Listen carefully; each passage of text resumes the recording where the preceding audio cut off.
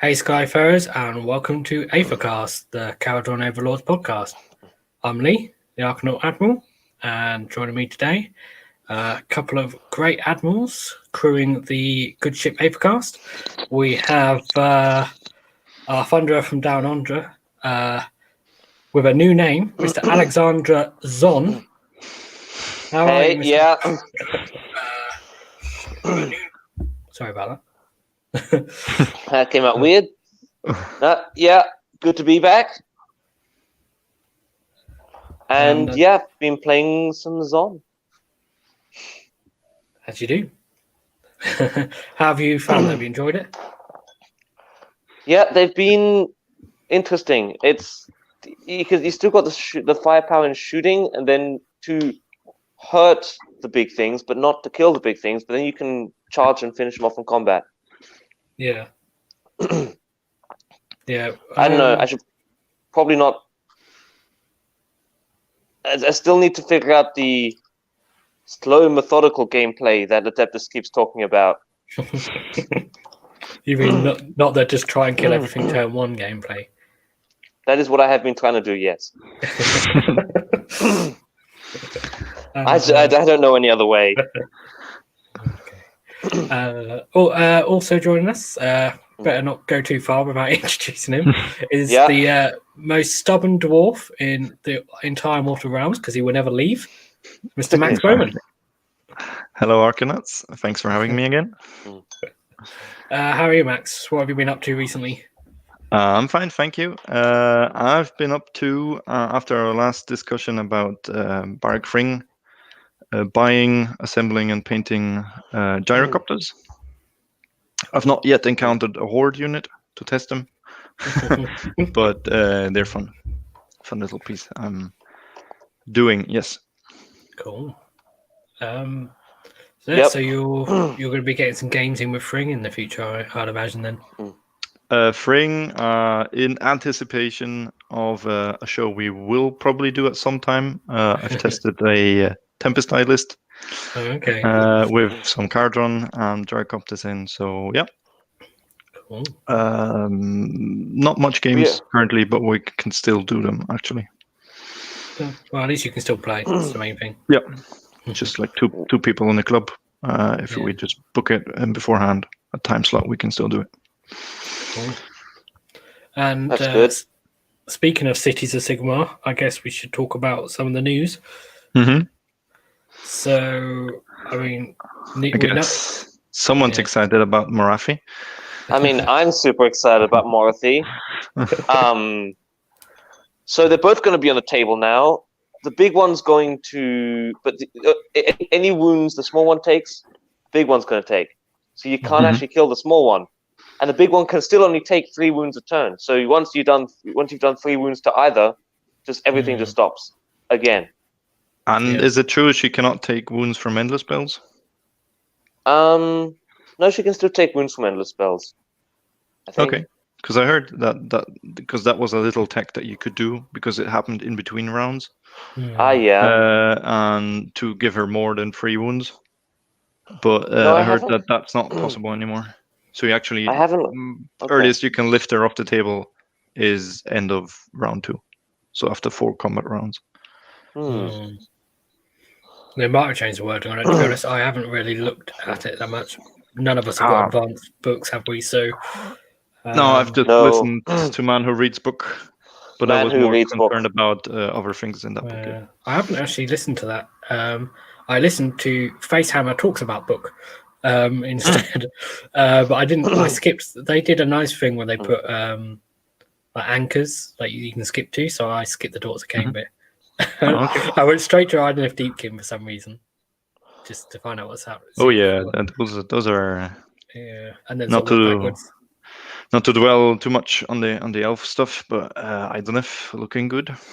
Yeah, well, they're already a tough matchup for KO, and they don't look like they're going to get any easier. No, the sharks are getting better. So they have an awesome ability. Shark meta Ben Spinetti is going to be happy over here. Yeah. Also, the big ones, the Leviathans, they're good. Yeah, What did they get? So So go ahead. sorry, one of the big things the Lavardon got was the cover aura changed to +1 save. So obviously that now stacks with their turn 1 ability to get cover anyway. Mm-hmm. So basically everything in their army, if they're near a Lavardon, will have +2 save in the first battle round. Wholly within 12, and you can give him a trait that it's wholly within 15, I think. Yeah. And monsters can get it as well, because that used to be a thing that the Leviathan never helped other Leviathans. Yeah, Exactly. the Leviathan's give it himself. Yep. Yeah, I think it's limited to models with a wounds characteristic of 8 or less than 8. Okay. So, but the Leviathan's now got a 2+ base save as well. Okay. Okay. Not bad. It's pretty good. Not bad. We might see a lot more turtles in the future. Yeah. Probably 1 or 2 turtles. Definitely a shark or 2. Mm-hmm. Although, from what I've read, the battalion, you cannot take Volturnus as the Achillean King in the battalion because it says Achillean King as in War Scroll name, not a keyword. So I'm not sure if that's if that's what they intended, but if not, it's too hard. If they get Volturnus a 2+ wound shrug, 8 wounds on a shark. But the shark stuff is great. I mean, it's less eels, the more Leviathans, and also the Eidolon, the big hero with the wave cape. Both of them went down to 330 points now. I don't know if that's viable now, and I think they've got better. Their war scrolls changed. Their war scrolls definitely changed. So yeah, I mean, it's see more variation in Idonif lists. That's a plus. I mean, I'm happy for them, as happy as I'll ever be for elf players to get to use other toys than eels, but they're not gotten weaker, I believe. Yeah. Well, they got. It was interesting that a few things did go up in price because they obviously, but if they're going to make stuff better, then it's fair enough. Mm-hmm. They did get an interesting thing. I think it's on the sharks. They stopped piling in. Yes. They have if you hit people with the net, which well, you just need to hit them. You just need to hit them. Yeah. They have a net shot. If you hit them, they stop piling in. So you can, if someone's got a big stretched out unit, you can come in and charge the side, hit them with the net, and they're stuck. But you can just charge in the middle. Still, they're stuck. They cannot pile in. Do you just hit them in the center? It doesn't matter. Yeah. And then if you actually wounded them with the shot attack or slay them all, the shark gets better. Yeah. I think he used to have that. I think reroll charges or something. It went up 10 points, but for that ability, 10 points well spent. Yeah. And there's also a thing, I think it might be one of the mount traits, I'm not entirely sure where it comes from, but there's a thing for ignoring Rend 1. Which I think that's for the Leviathan is a mount trait. Yeah. The big one. Yeah. So it's a 2+ ignore 1 Rend. Yeah. I'm not sure. I didn't. Well, I think it might be on the seahorses. So I think technically Volturnus can have it. Can he have it? I don't think named characters can take it. Can they have? Maybe not. I don't know. I'm not sure. I have to admit, I wasn't listening to it very closely, so once I get my hands on a book properly. But yeah, other than that, we got some interesting stuff also with Slaves to Darkness. Yeah. They can now destroy your faction terrain. Yes, they can. And then it loses they're not destroyed, but they. Does it get the rubble keyword?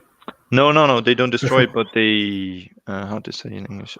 They say they defile it or something? Exactly, they defile it. They just piss on it, and the holiness is gone from the Loon Shrine. And that's a strong one. I mean, if you can, Bone Reaper statue stops shooting little lasers out. You just spray graffiti, defile the Bone Reaper. So what does it actually do? Does it lose all of its war scroll abilities? Yeah, it loses its abilities. So what happens when they do it to a pyramid with models inside it? Do they have to get out? Are they stuck in there forever? I mean, the terrain, the garrison being a garrison terrain is not an ability. It's just a rule. So Yeah, it still counts as the rule, garrison, but it won't have the thing saying it's a it won't garrison. have the blow up terrain ability when there's a Seraphim wizard inside. I think that special ability does it has, because it has like a terrain war scroll with abilities. Those get invalidated, but the garrison one is not a rule per se, I think. Although it has a limitation of 20 wounds, so I don't know how. It would lose the limitation. You can put more models inside. I don't know if they did themselves a favor. Oh no, you just made it bigger. Yeah. They go down this whole rabbit hole of terrain rules and changing it, and it just gets more complicated and more faction terrain. At least they stopped the faction terrain train a little bit. For now, at least. Yeah. I mean, it used to be a time that everyone had the faction terrain. Yeah, and endless spells. Endless spells or prayers. I mean, it was okay, like Khorne and Fire Slays, they have that little thing, but then people come around with their Ossiarch huge, and the pyramid is not too big as a footprint, but still it is a terrain piece. Pyramid's pretty small. But interesting also for Wildwoods, they torture all the Wildwoods, and now you cannot teleport through the Wildwoods for Sylvaneth, so yeah, that's an interesting one. It's a new sub-faction for Slaves to Darkness. Yep. Chariot Hero one. And the city stuff didn't seem that amazing. The city stuff, basically, spoiler alert. 1, 2, 3. Okay, that was your chance to close to mute. They blow up, or the story goes that Anvil Guard gets ransacked or captured by Morafi's forces, and now you can choose to play a Broken Realms Anvil Guard, which becomes the Harkernaf. I don't know what the name is. Witch Elf and Dark Elf city. But from what I've seen, it has some new rules now. 1 in 4 Daughters of Cain, same as Tempest Eye or Living City. No more Stormcast, I think, though. And it gets special teleport abilities for all the what used to be Dark Elf. So now I think they basically made Dark Elves an army again. The old Dark Elf. So you can mix your Daughters of Cain back with all the shattered Dark Elves. So the Knights, and they have a cool ability that you can actually deep strike a unit 9 inches away, and if they're within 12 of the general, they can then, after popping up, move d6. Okay. So they can potentially, you can deep strike a dragon onto the field, move him within 3 inches, and then you could deep strike Morathi. Hit. I don't know if she has the correct keyword. It's like 2 or 3 things. I think Shadow Blades and the dragon, the Lizard Rider Knight. Okay. I think those are the ones you can deep strike, and you need to have, for each of those units, you need to put down another unit, like a Dwarian and Free Guild unit on the. So you need to have some mixed order. If I'm not confusing this with Misthaven now, with the other city. But basically, one is a Dark Elf.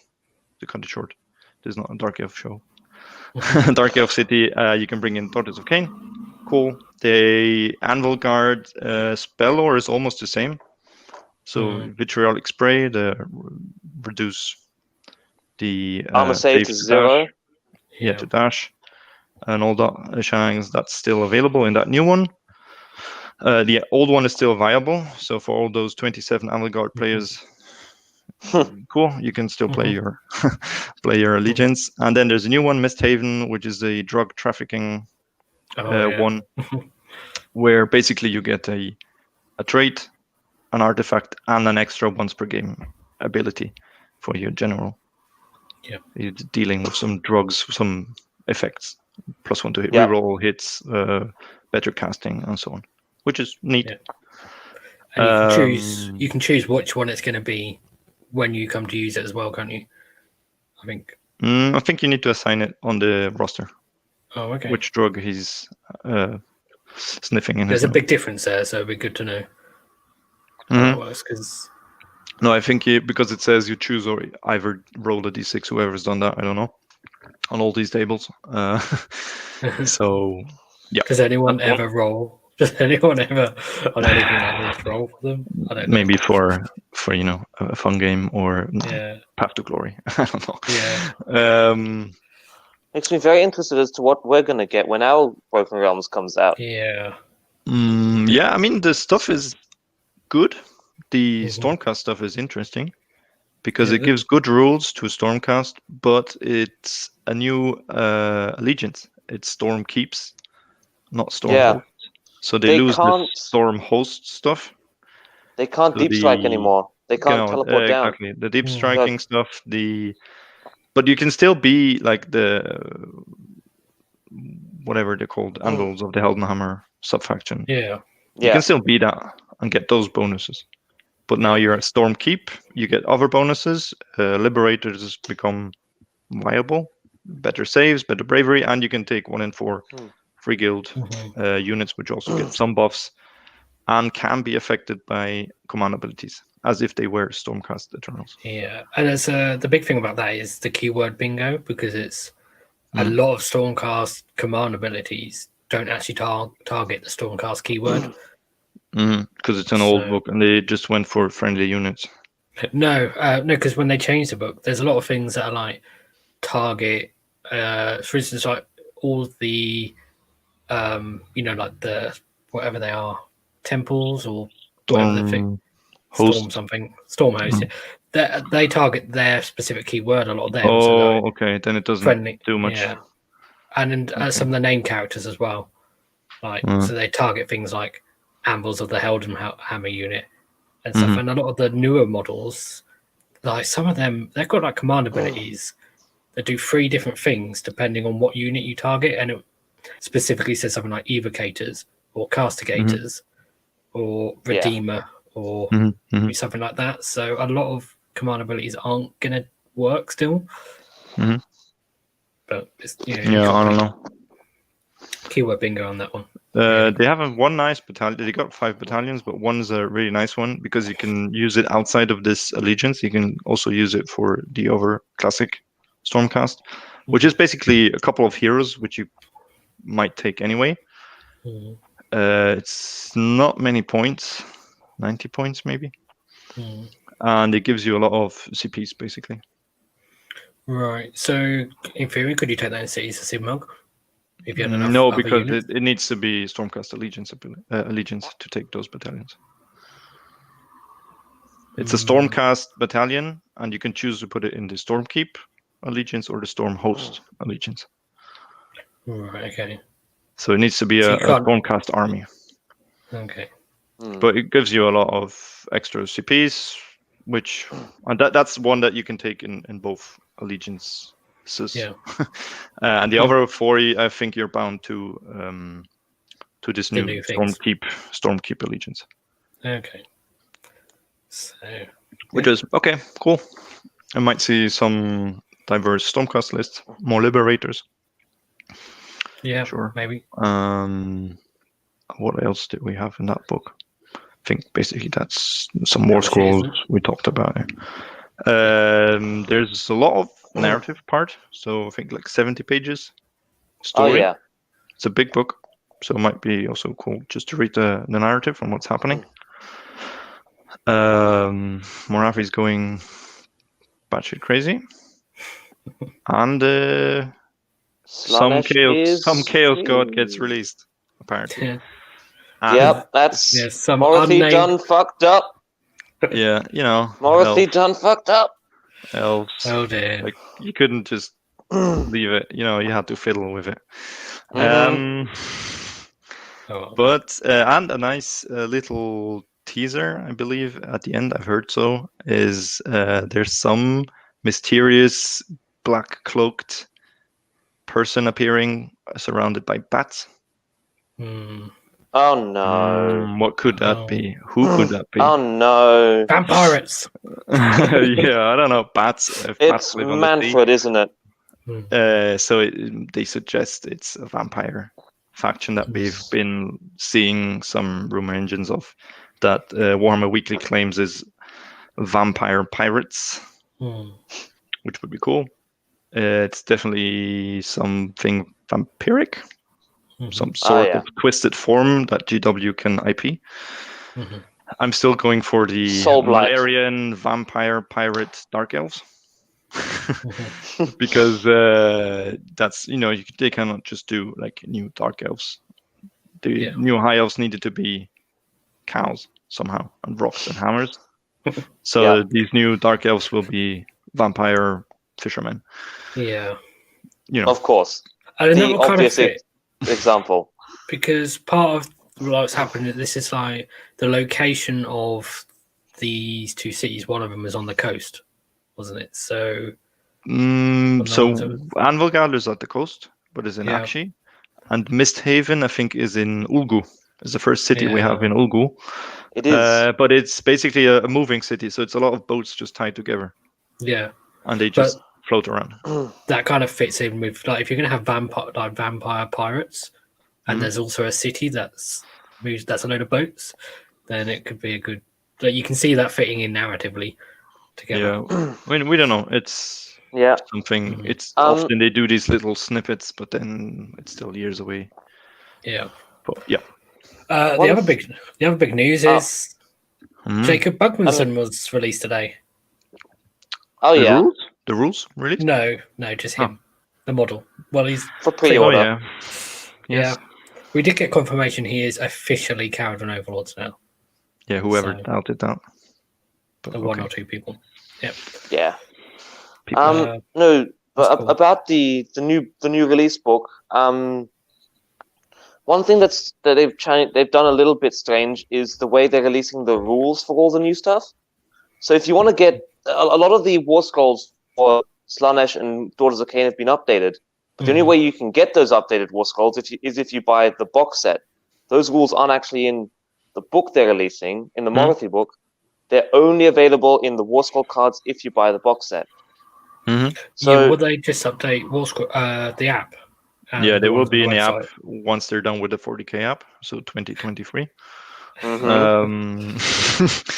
But there's no physical publication where you can buy them. No.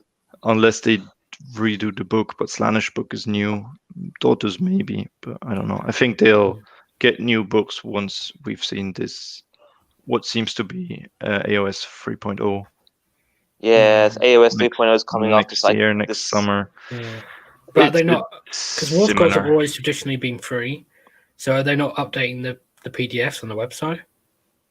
Yeah, you can find the PDFs for the two new heroes already on the website, because the box got released today. I think there was a pre-order last week. The new Shadow and Pain box, I think it's called. Yeah. But yeah, what you're saying, Alex, is true, because usually these dual army boxes came with new releases. So KO and Zinj, when they got new books, Skaven and the Flesh Eater. What was the other one? Sylvaneth and Goblins. Gloomspite, although the Sylvaneth book was a bit delayed. The Ogre and Ossiarch, yeah. So the War Scroll was in the book, actually. Because it came out in the box and in the book, but now we've just got all these new updated War Scrolls, and they are updated. The snakes changed pretty dramatically. The shooting snakes now have 2 shots. The fighting snakes don't get to use their mortal wound attack much anymore. Okay. They got updated. And they also got updated. Okay. Well, then it's in the app, it's free. These core models have gotten updated, but the only way to get those physically is if you buy the box. Or you download the PDF from the website, print it out, then you have a physical War Scroll. Yeah, well, that would require thinking about it.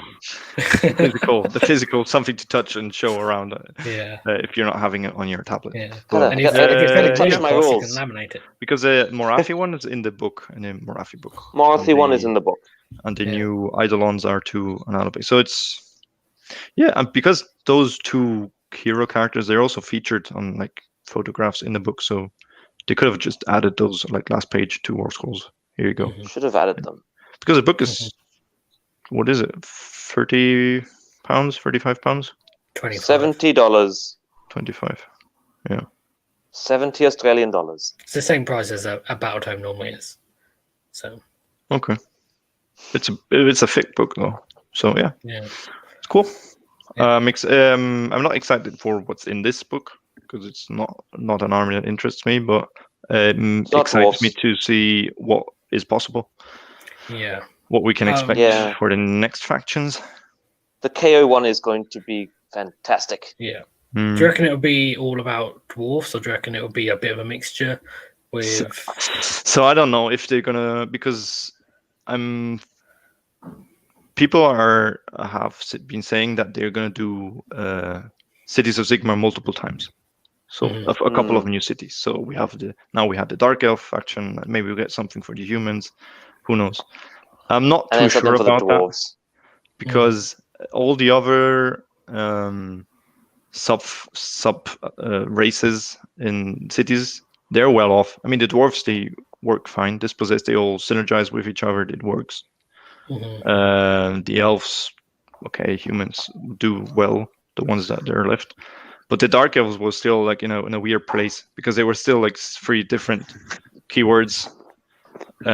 So I think maybe they got more because they needed love. They could get rid of complaining. Ironworld Arsenal and just get the dwarf. Yeah, that would be stuff. get the Dispossessed and Ironworld Arsenal together, but then that's just 2 factions. Like, what is it? It's 4, you do the 5 same war thing scrolls. You do the same thing with the human stuff and put that into Free Guild, and Yeah, I mean, I don't know. Yeah, I think it's a bit wishful thinking here. Yeah. I'd love it if one of these stories is, or Grungni is getting out of his wherever he's hiding with his new city. Oh, I've been preparing this dwarf hold, and let's go party. Yeah. I'm not sure if they're gonna put that much effort into what are old model ranges. They did for the Dark Elves, which is okay, cool. Yeah. But I don't know. I'd love it. I'd like to see it. KO will definitely, because that's the thing with dwarves. You can already do that in either Tempest Eye. You can get all the KO in with your city dwarves. Basically, that's the same as we have now for Daughters of Cain with the Dark Elves. Or you can play Barak Fring, where you can get all the dwarves up in the skies to the Kharadron. So these options already exist to play an old dwarf army. Like a more Fire Slayers version. Like a Tempest Eye, but like a Fire Slayers sort of one way. You take Fire Slayers in or something. So Fire Slayers, and then these are the Fire Slayers that live. Like there's a Fire Slayer realm like beneath a settlement, and these are the dwarves from that settlement that help out. Could be cool. I'd like that. But again, I don't know if they're gonna go too deep into the old races together. Thematic. But I'm looking forward to it. Yeah, I think for KO, one thing we could see, I think it might sort of revolve around Barrett Mornar a bit, just because know the lore in the book is they moved to Olgu. They were a bit sort of cryptic about it, so they could have been setting it up for this. Yeah, I mean we've speculated about this already. The hero boat, or maybe another battalion. Although our battalions are not bad, so we'll see. Yeah. Maybe not. Maybe it's just an old dwarf battalion that you can use in all the 3 dwarf factions. So you have 1 to 3 Dwarden heroes, that many battle line, and 0 to 2 war machines, and then you can use it in all the different factions. They could do something like that. Something where all the Dwarden unite behind Gotrek, and you have a battalion that you have to have Gotrek in. That'd be something. The Gotrek Crusade, and he's like the slowest of all of them. Yeah, because that was one thing I did think about was rather than like something, centering around Grungy, was like Marafi's story is basically like Marafi wants to be a god, and like I know what so It's Gotrek becoming a god, Grimnir. potentially even unwillingly. I mean, he is or the something. avatar of Grimnir. It says on his war scroll. Yeah, so maybe No, there's do something there. clearly the dwarf book is going to have the greatest dwarf of all time become a god, Brock Grungson, god of the sky. Yeah, well, The that's the Grand other Tour. thing in the narrative is when Brock went on his grand tour, and he Yeah. went to what's that one? The one where all the dwarfs are in. No, Cities he of went Sigmar. to Greywater, Yeah, that's it. Greywater and then Fastness. he left immediately because the Greywater is infested by Tzeentch. Yeah, so That's maybe why he they left. follow up on that somehow.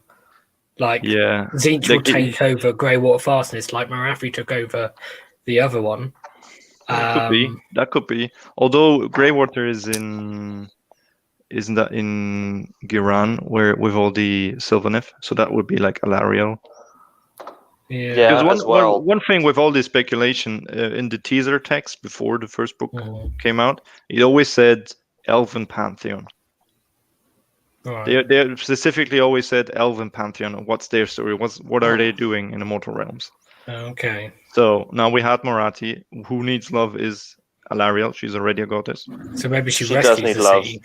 So maybe she's now get some rules, make Sylvaneth better, more viable. And then we get Realm of Life dwarfs with what's her name? Beginning with V.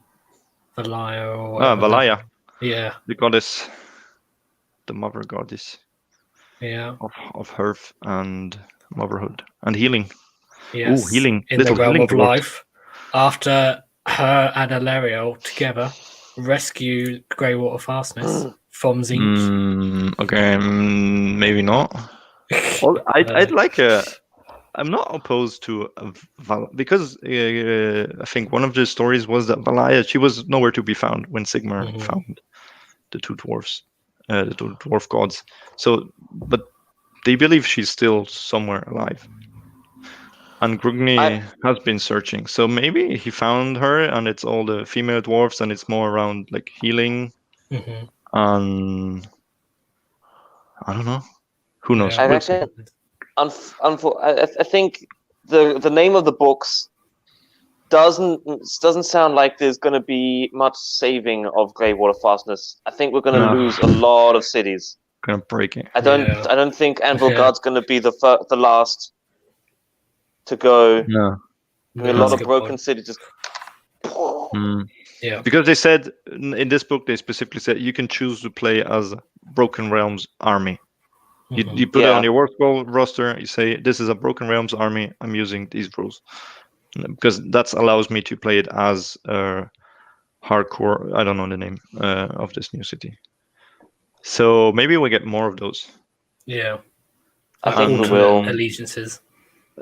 Maybe they destroy a Skyport. Ooh. Maybe this is the Broken Realms version of Baragnar. How to stop people using Bagzilfen? Blow it up. Exactly. Well, they don't stop it because you're still allowed to use it. But maybe this is the broken version of Barak Urbaz. Yeah, or maybe it would be. Ooh. Maybe it would be more hard because they're in Olgu. Yeah, the broken version of some Morna. It just crashes. Crashes into the mountainside, and now is a dispossessed hold. And that's how we get the shadow dwarfs. I don't know what. Yeah, We got Theo and whoever crashed it. The crash pilot. Skaven and gnawed through the engines and the. Yeah. I mean, there's a lot of novels from Black Library with flying Skaven, where they. I'm reading Prophet's Ruin right now, so. Oh yeah, and apparently there's like a pre-story to that one where these characters appeared before. Yeah, but that doesn't have Skaven in it. No, there's another short story at least where the Skaven have encounter with this character from the book. Yeah. Well, yeah, that's a speculation. That was a tinfoil hat. Yes. Section? Shall we move on to Yes. the actual main part of the show? Because we've been talking for half an hour now. Yeah. About things that we basically don't know about because we haven't even read What it. we want.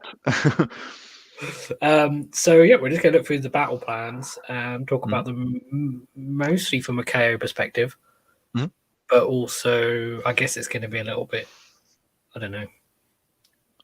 I mean, general. generically, we can say what's a good approach.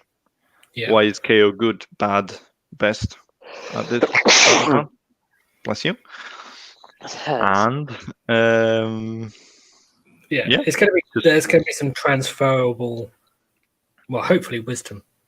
I mean, it depends on the list, what you're playing, what you're not playing, but maybe this gives you an idea of what list to bring if you're attending a tournament where you know what battle plans are being played.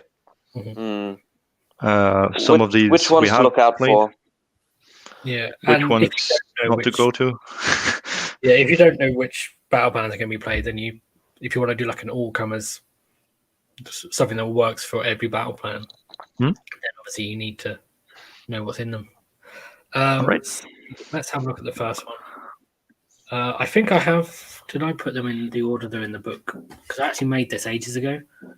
It's just, they're in the same order as they are in the book, which is helpful if you want to follow along. So, Knife to the Heart has changed a bit since the old one in terms of layout. The objectives has just changed position slowly. They went away from that Tetris shape to just. To be honest, if you're watching this or listening to this in a couple of days' time on the podcast, just come watch the video because it'll be so much easier. or have your book with you, and because I can't just we can't try and describe. There's two objectives. Yeah, there's objectives on the map. Somewhere. So what is it? 4x6 table. Yeah. So the main thing is with Knife to the Heart, it works the same way as it used to, which is from the beginning of the third battle round. If you control both objectives, then you immediately win. Yep. The important thing to note is it's beginning from the third battle round. So if you have both objectives at the end of the second battle round, the second it switches over to third, you win. Yeah, you roll off, you shake hands. Yeah. Yeah, I've had that come up in a tournament before where I just retreated on at the end of the second turn. Yes, I played this at my last tournament against Shoecast, this exact scenario, and it just came down to I think I got lucky with the priority. So either he won and he went onto mine end of two, and I could not take it back, or I won priority, killed enough from him, get on his, he couldn't get it back, and that was it. I'm not sure if I like this battle plan for tournaments because it's, this was the case with this Stormcast player. He's a very good tournament player, and we just said both, like, it's no one's fault that he lost or won. It's just it happened, and it could have gone either way. It was a dice roll, took it. That's it. End of game. Because we both had teleporting, deep striking armies, and that was it. The big thing about this is, I think, if you can zone off the area of your objective, so that even if someone does do some crazy shenanigans with movement or charging, they still don't actually get models onto it. It can be really helpful. Tournaments will often use another version of this mission called Blood and Glory, which uses 4 objectives. But yeah, I won one of the games at the 2019 CanCon on Knife to the Heart just by holding my objective, sneaking some thunders on the back, end of turn 2, tipped over, one game. That was good because otherwise, land on the objective. That's it. If that game had lasted another turn, his entire force would have reached my guys on my objective and just wiped out my entire army. All right. It's super janky. So why is this good from a KO perspective, this battle plan? Lee, you want to take us through it? The main thing is that there's not many objectives. Which can be a blessing and a curse, but we have just the power to put lots of models in one place instantly with fly high. So you can just fly high your whole army to their side of the table and put pressure on their objective if you want to. Instead of whereas they might be trying to walk across the board. So where you don't want to be, what's the right word? What you need to be aware of and not be complacent about is fly high. Is you have to be 9 inches away. Mm-hmm. So, if they're within 3 inches of their objective, you're not landing on it unless you get your charge. This is great for Sylphin. Oh yeah, land 9 inches away, then move forward 10 inches. Yeah, and then charge. Or if you get the double, just use your gun holder with the 18-inch movement. Move him onto the objective, and then just shoot everything that's still standing on the objective. He's the only one on it. Done. KO being the fastest army in the game, this is a very easy mission for us. Very good. Mm-hmm. Mm-hmm. Although, it's also good because we only need to defend one objective. Yeah. And KO are not good at holding objectives per se. We're good at capturing, but not good at holding it. So some lists might struggle to put. Depends what you play against, of course, but to struggle defending their own. Mm-hmm. Because if it's now round 2, bottom of round 2, and those, I don't know what, 15 Dawn Riders are closing in on your 10 Arcanauts, they're gonna take that objective, So it's good because we can get to the other one and we keep the opponent over there, and we can just stand off and shoot while everyone stands in their deployment zone. But think about what you're going to do to protect your own. Mm-hmm. I think turn order is potentially quite important on this as well. It is definitely, yes.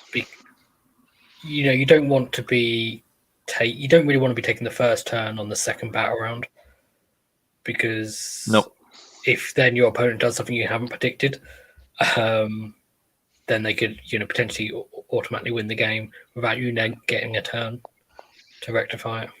Exactly. So give away first turn, go second. Then if you get the double, maybe don't take it. So you're guaranteed to have the last word in the second round. Because if you then manage to take it, game's over. If not, if you don't get it, the other one gets priority. Either you get a double turn because they give it away, or they take it and you still go second. So, yeah.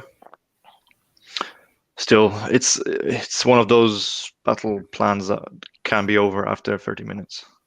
Yeah. It's a little bit of a game of chicken.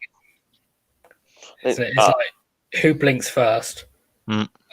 Because, like, for instance, if you're playing like the Zilfin list, you could just try and take the objective, just go hell for leather on their objective turn 1, and you might not take it because they're going to clump everything together in one place, which is actually what KO doesn't want. We normally are better hitting a flank, but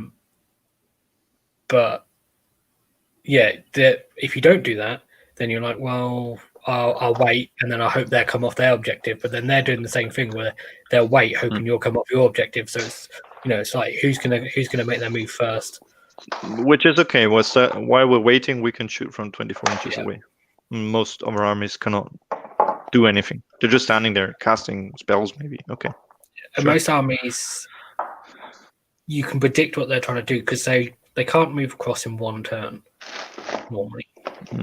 Some armies can. Yeah, but the majority, particularly if you're playing against something like some of the slower armies. So there's a lot of armies with teleports now. And even if they don't, deep strikes, teleports, double move, flying 14 inches, run and charge. Yeah, definitely watch out for stuff like Idoneth with their run and charge back second battle Idoneth will do it. Daughters will do it. Lumineth will do lots of What are things. elves? All the elves will do it. They're Sneaky fast. elves. Well, even fire slayers can, Jaws of really Mark would do it. To just Yeah, they will. bounce across and smash into you. Mhm. And then either die or win. So yeah, it's a matter of controlling the Central do turn it. order, and then it's more of a chess game, battle plan. Who moves first, who not. And you're planning not for 5 rounds, but basically for 2 rounds, Yeah. maybe Yeah. 3. Yeah, because they don't because we can't defend objectives particularly well. Mhm. You can't wait for them to hit you and then Go behind them, yeah, because then you're lost. But you don't want to be hitting their whole force. Is the problem either. You want them to sort of move. The ideal scenario is them to move forward, so they're setting up for the next turn to take yours, but they haven't done it yet.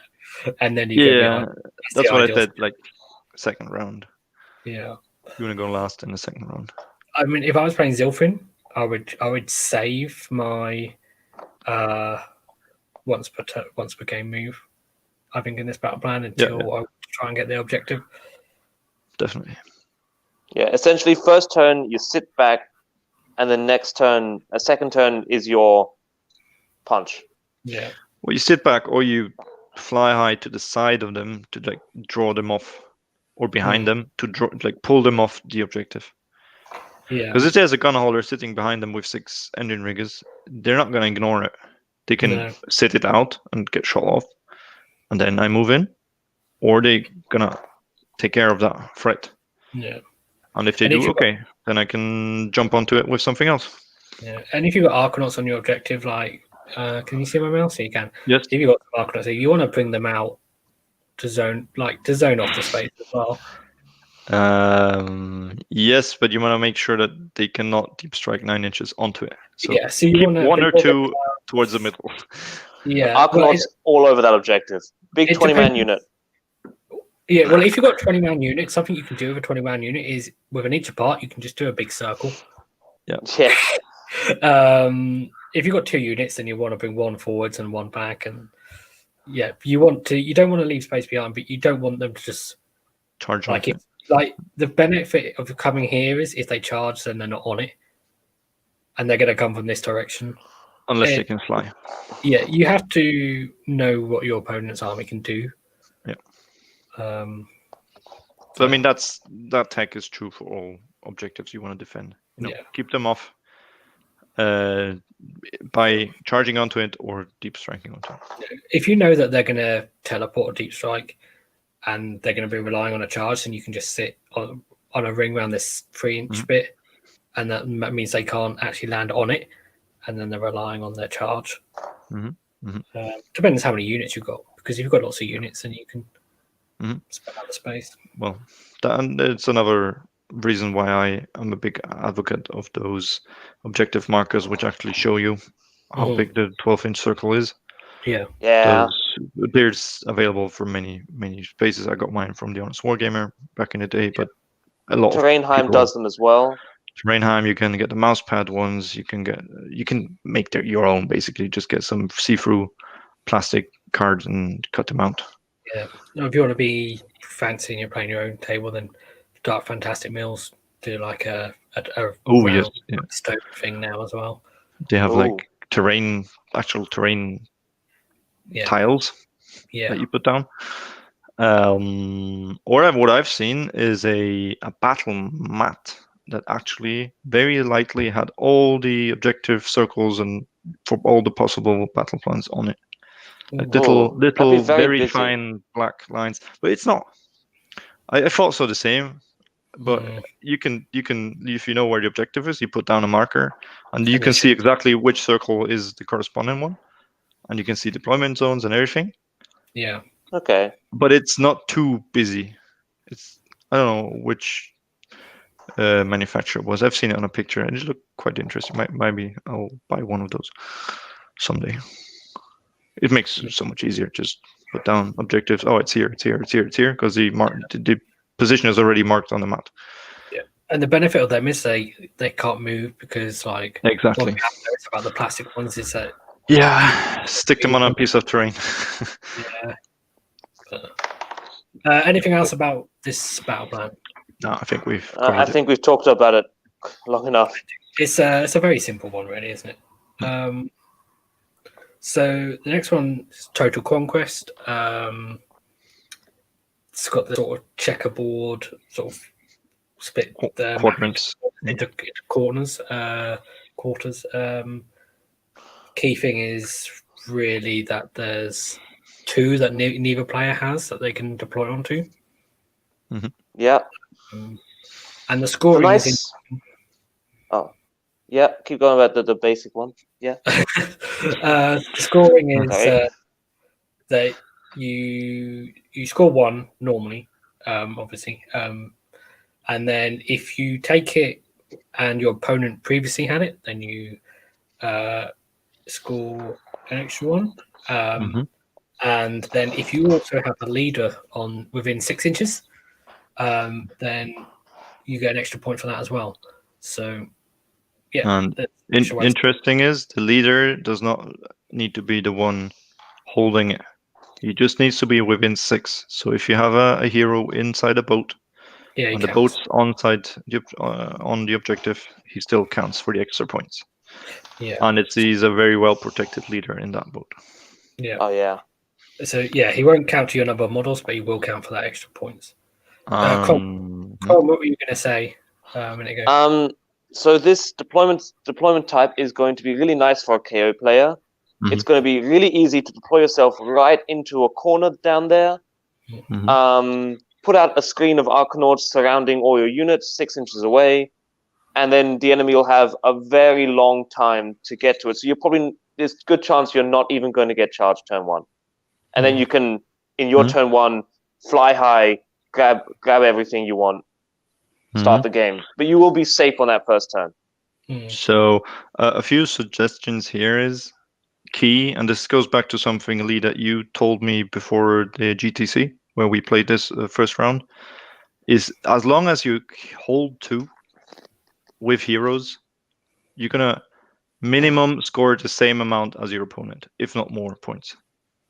So you can keep on, you don't need to overcommit. And I played this first round, which I won against the Cities of Sigma list. And what I did is exactly what you said, Alex. I just deployed in a corner, but I had my 10 Arcanauts, a little string on that objective, because he had no means to get to me anyway, so I didn't need to screen out my other ships. Okay.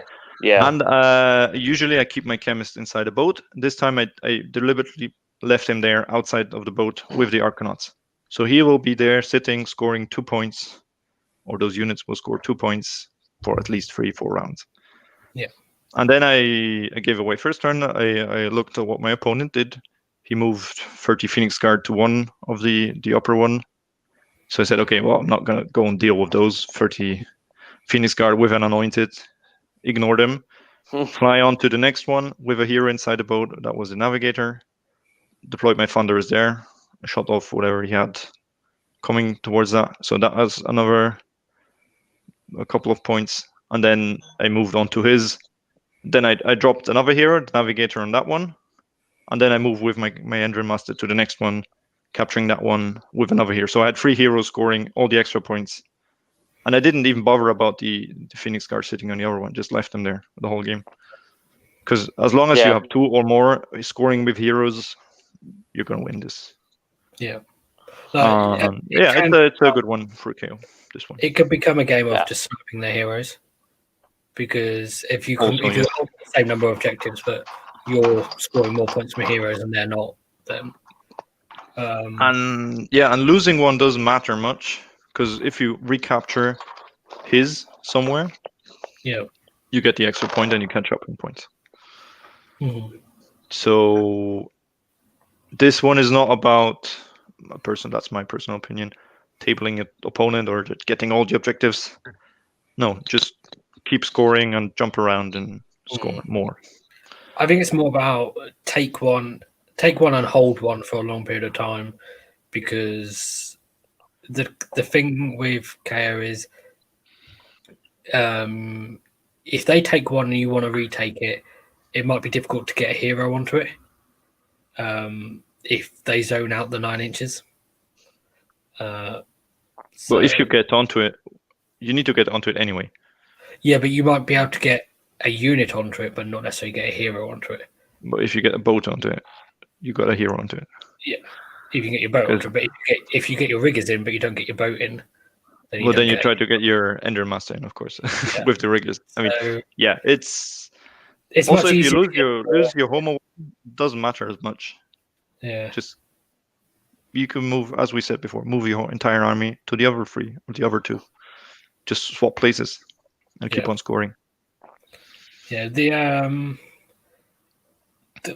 2 big things with deployment to think about is, like, it's very easy for us to sit in this area here, but you do need to make sure you put something on here, because if not, you're going to have to move something onto there at some point, and you want a hero on there to get the points. And the other thing is, if they don't defend this area here, then it's very easy to go behind them. Yeah, and that's what happened in my game. Yeah, then I actually was able to fly onto his one because he needed, because he didn't have enough units to like get everything. So yeah. This is, the more objectives they are, the better for KO, because the more your opponent needs to spread out his force. Whilst we can, most army lists, we can get all our army put it in one spot. Shoot with all the power of the army, that 2 units. Next one, go somewhere else. So we're always out firing the opponent. 3 to 5 is our sweet spot, because once you start getting higher than that, like because we can't hold multiple objectives very easily. But we can threaten all of them. Yeah. Any boat can threaten any objective at any time. I don't mind, even Scorcher, which we'll see in a second. I don't mind. I prefer the multiple objective ones to the low number of objective ones, or the ones where objectives are close by. Yeah. But yeah, I think this is a good one for us. That's the one I like. It's a nice mechanic they introduced with heroes and then getting an extra point. So it's a back and forth play. There's an interesting thing to note, which is the distance here is 6 inches. So if you have some Arkanauts here, you can run them onto the objective quite easily.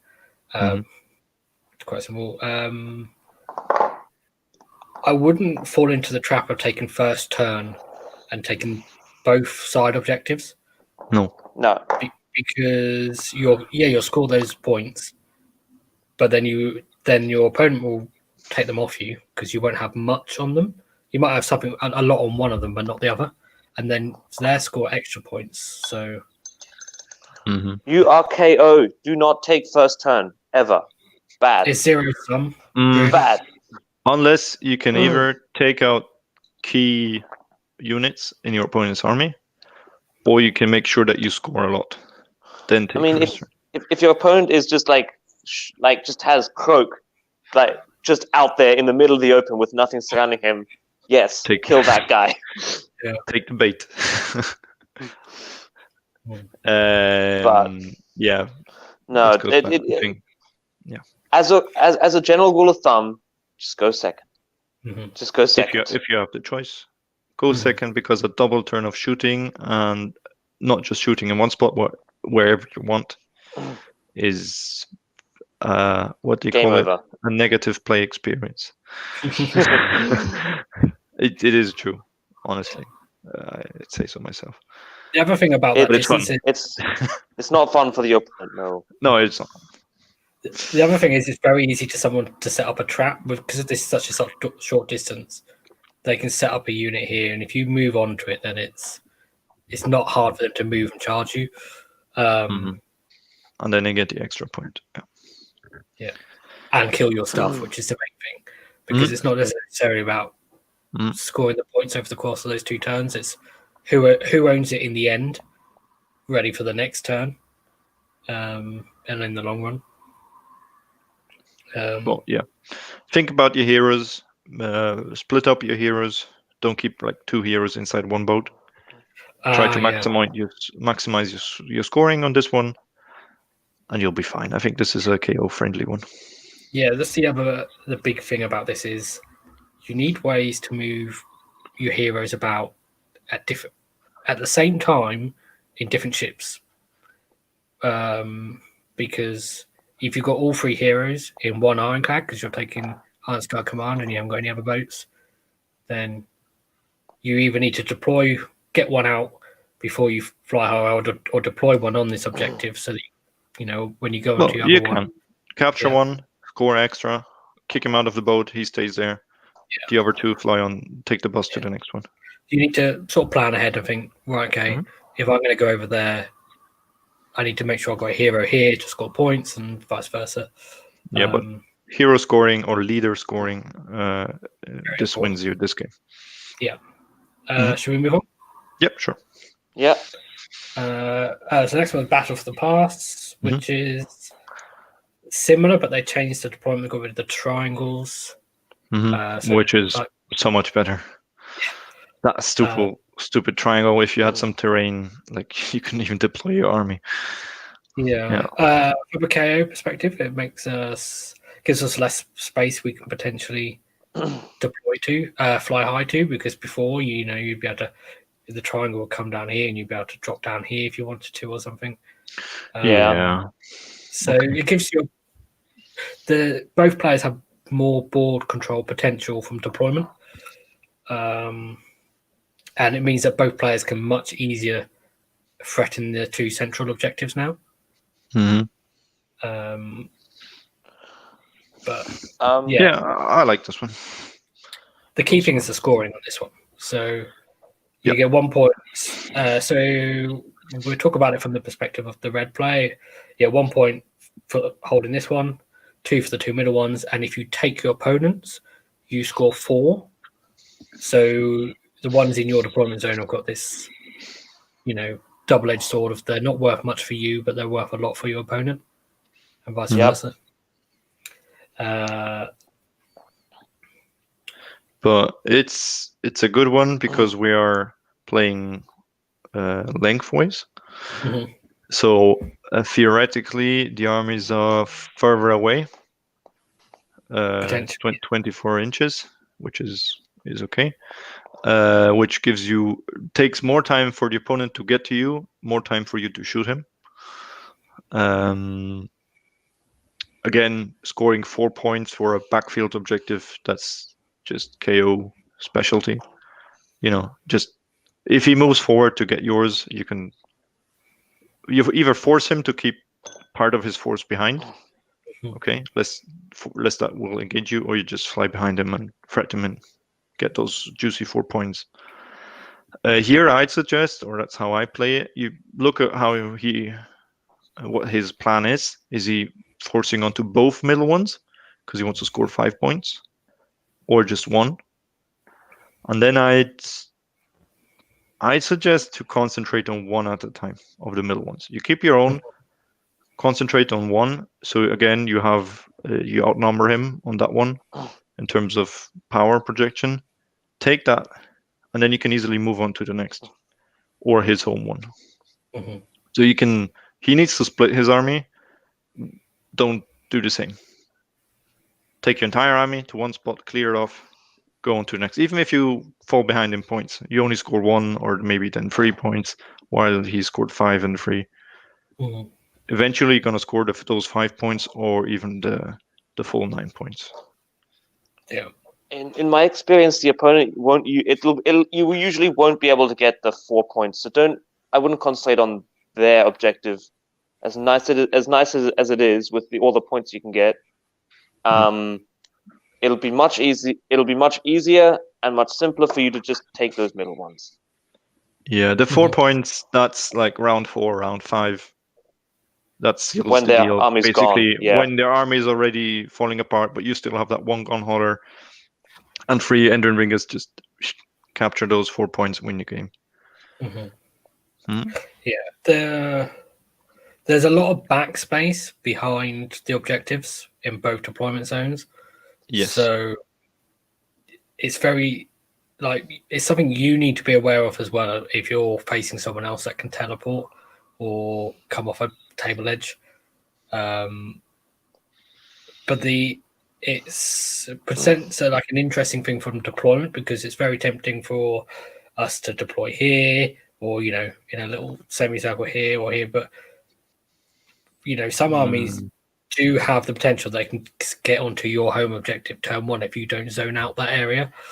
So you need to make sure that you are defending from the first from deployment. Yeah. What you can do here is what Gary used to do. Just lay out 9-inch sticks all around the deployment zone, like in the corner, somewhere on the side. People get paranoid. They start putting down units where they don't want to put them, just to screen out, because they think you're gonna deploy show up somewhere in the corner, on the upper right-hand corner. Like, why would I go there? There's no objective there. Why would I ever go there? People just get paranoid when you pull out those 9-inch sticks. Just lay them out anywhere, and they start screening and conga lining and.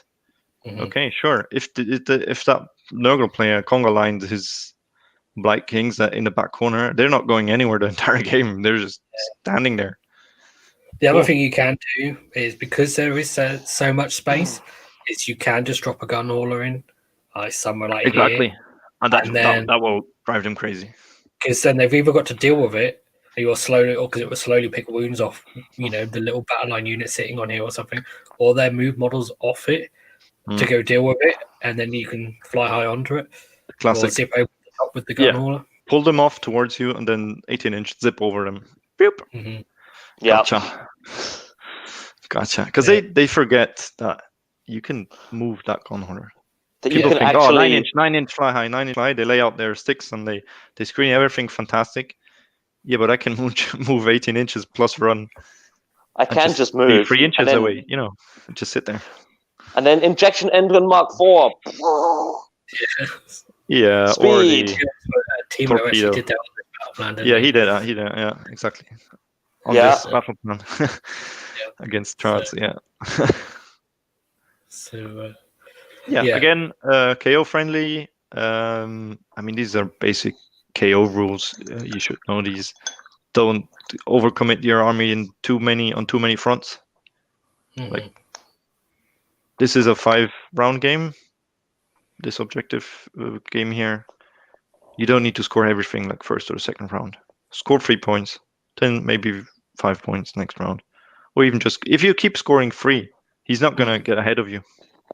Yeah. And then weight him down, and then round 5, take his 4 points. That's it. Major victory.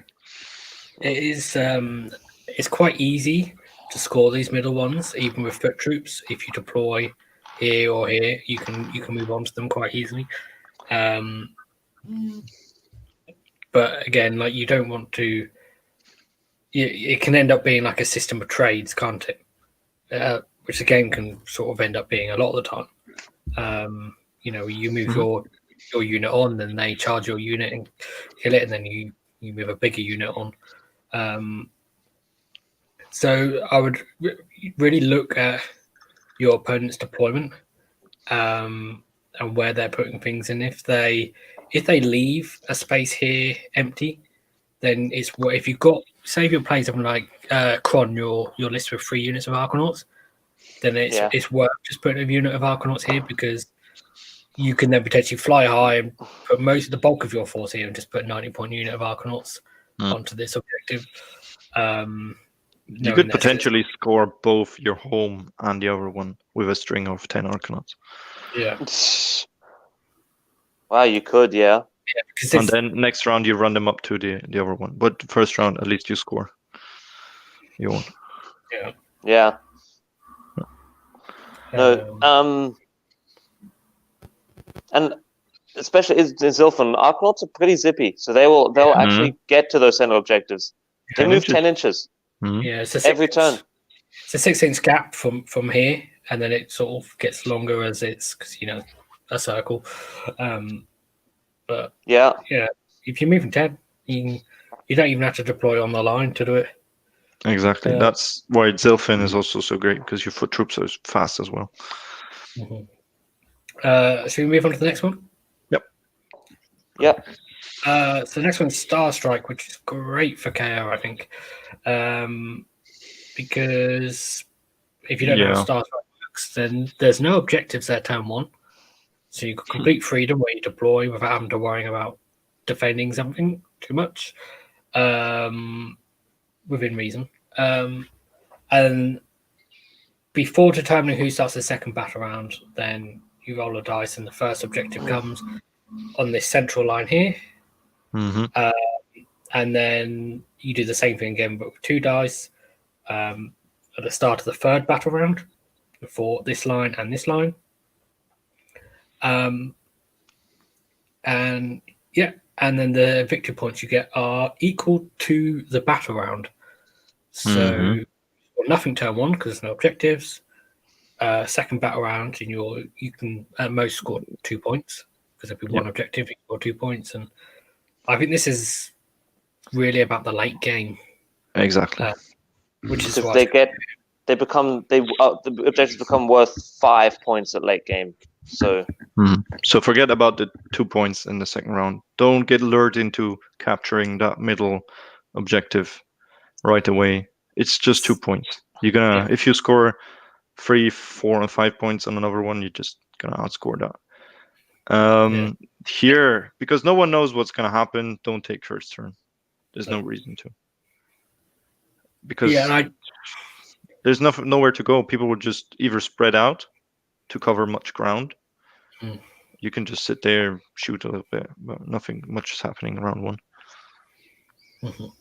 But what I like about this, the old Star Strike I didn't like, because there were too many positions that the star could fall, the objective could appear. And now the way that dice worked, it was always going to land in the center. It was never going to land on the edges. Your bell curve was in the middle somewhere. Yeah. But now it's those 3 positions, so you can actually keep units close to your home 3 spots that they can show up. You can plan for this, but still, it's not a mission I often see at tournaments because it's too variable. Because if you have an army that is not very movable, it depends where you deploy. If you didn't deploy in the area where it shows up, you're screwed, basically. It's why it's so good for KO, because wherever it lands, we can get to it. Yeah. Get close to it, So again, here, if you take 2 objectives, you don't need all 3 of them, you're going to win.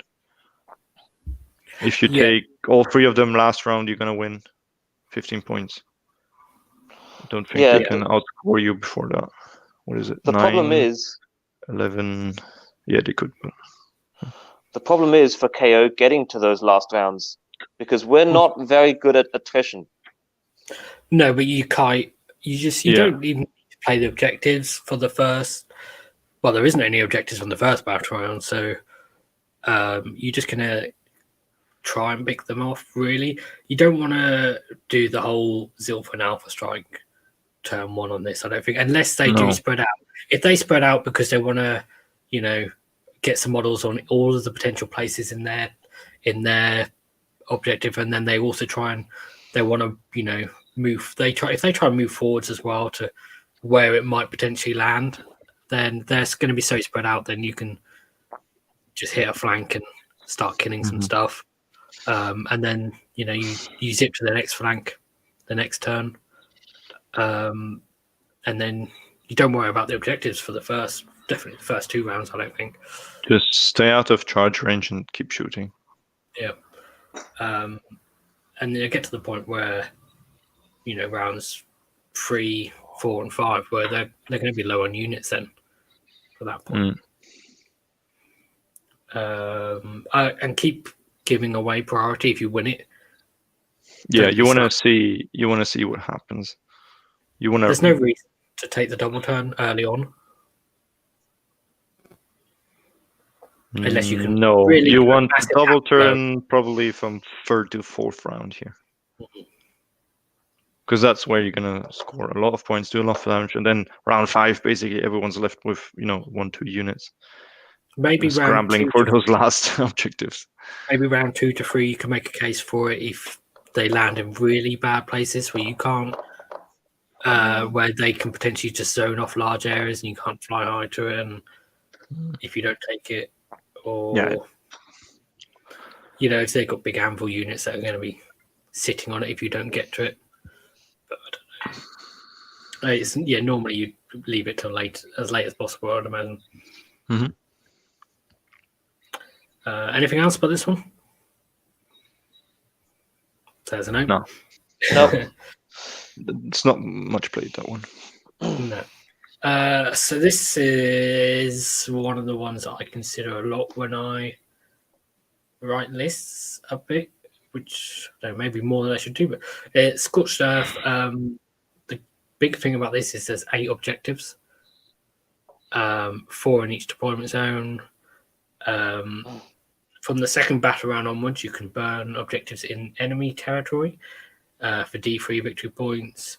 You can get an extra victory point if you burn an objective when you have a leader within 6 inches, which is the same as Total Conquest, where the leader doesn't actually have to be counting towards controlling it.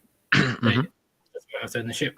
And you can block your opponent from burning objectives if you have a leader on the objective. So even if they captured it, but your hero is still standing there, they cannot burn it. They just score 1 point. Yeah. I've seen sometimes this will get comped to be a flat number of victory points for when you burn it, either 2 or 3. 2, 2 points. They do that often. Because if not, you can end up losing the game purely by those D3 rolls. Yep. Which is annoying. Mm-hmm.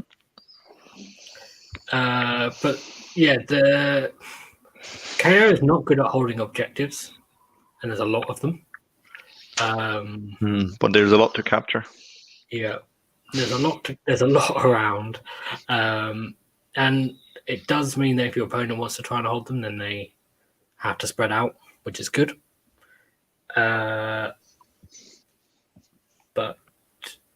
I lost my train of thought there. Well, maybe I can help.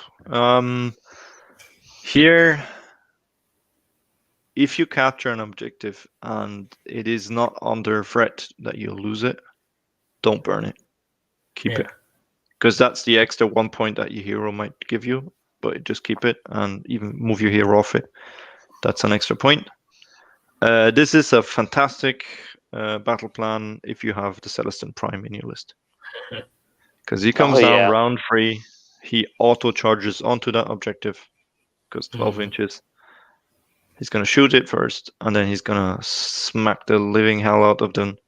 -2 bravery. They're going to run off. He's capturing it.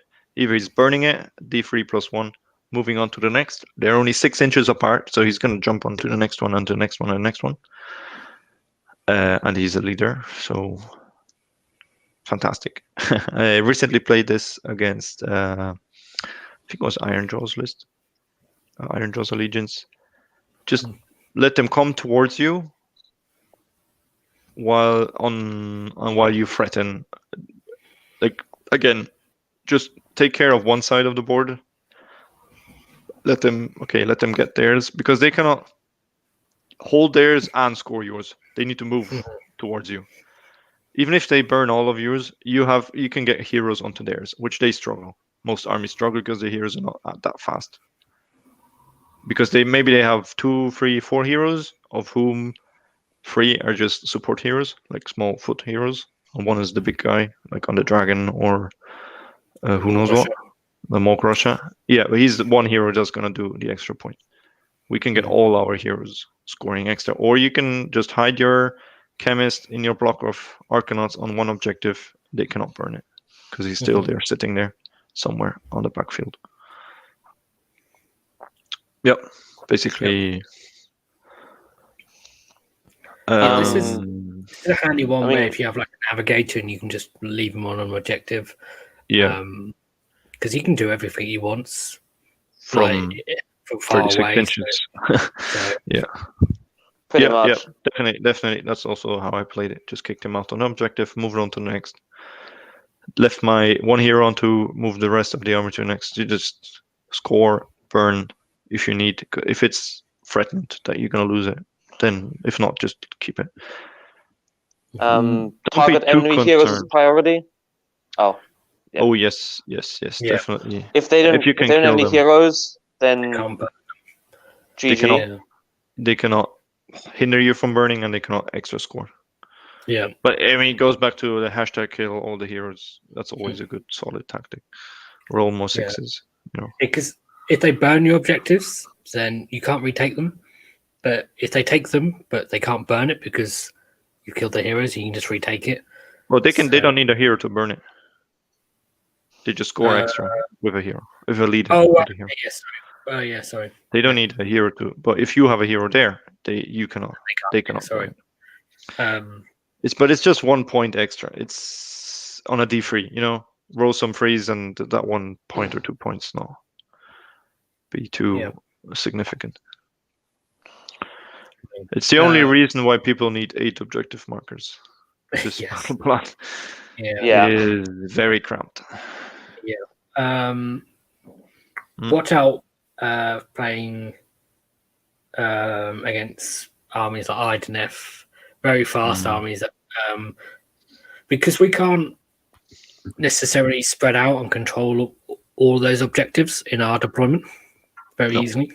No. So some armies can pick a turn and go, right, I'm going to go across the board this turn, and then if they do it after the second battle round, which they probably will because they won't do it the first turn, if they take all of them and burn them all, then you're going to be very much struggling to catch up then. Yeah, you need to roll better. Deep striking coming in behind you from the edge, Beast of Chaos style. It's hard because we need to defend 4 of them. Yeah, depends what you're playing. It could be a hard matchup, could be an easy matchup. Yeah, I think just assume you're going to lose one. Pick which one you want to lose, and focus more on defending one or 2 or 3 of them. And I think really hit your opponent hard on a flank, because then that means, for instance, if you focus on holding like 2 on your left side, and you move off this one because you've already made them go first, but hit this flank hard, then their stuff that can come and threaten these objectives is dead, unless they can teleport. So choose one side to hold and attack on the other side, because those 2 objectives in your home deployment will be pretty safe. Again, deep striking, teleporting, hand of gorking, running 96 inches with paladors, all that shenanigans. You're not going to stop everything. You're not going to auto win on these, but that's some suggestions. Yeah. Okay. Should we move on? Sure. Yeah. Focal points. Classic. Tournaments love this one. Yeah, it's a classic one. It's an easy one. It's simple rules. Although it's almost more complicated in scoring. Do you think? Well, compared to, you just score 1 point and then that's it. If you're not a destruction player, you should have. So you've got the 5 objectives. You got the 5 objectives. If you hold each of the outer ones, they're worth 1 point. Center one's worth 2 points. And if you hold both of the outer objectives on the same side, they're worth 3 points combined. To an extra point, yeah. They made it a bit easier by labeling them now, rather than having that sort of word soup of. Also, it used to be at 1 point that the diagonal ones scored extra because the wording was a bit weird. Yeah. Diagonal, yeah. They need to label them now because giants are going to start kicking these around, and then you're not going to know what's going on. Oh, yes. I have an open bet on this one with a destruction player. Yeah. Hi, Arthur. If you the watching weather this. on it. Yeah, I might have to send some chocolate to Australia if I lose this What? bet, because I bet that the FAQ from the Sons of Behemoth, they will tell you the scoring for objective will be the same as deployed, not as then Yes. kicked and located somewhere else. Mhm. Whereas he said, well, typical GW, they will miss it and just not answer it. So I know you can do this, G-Dubs.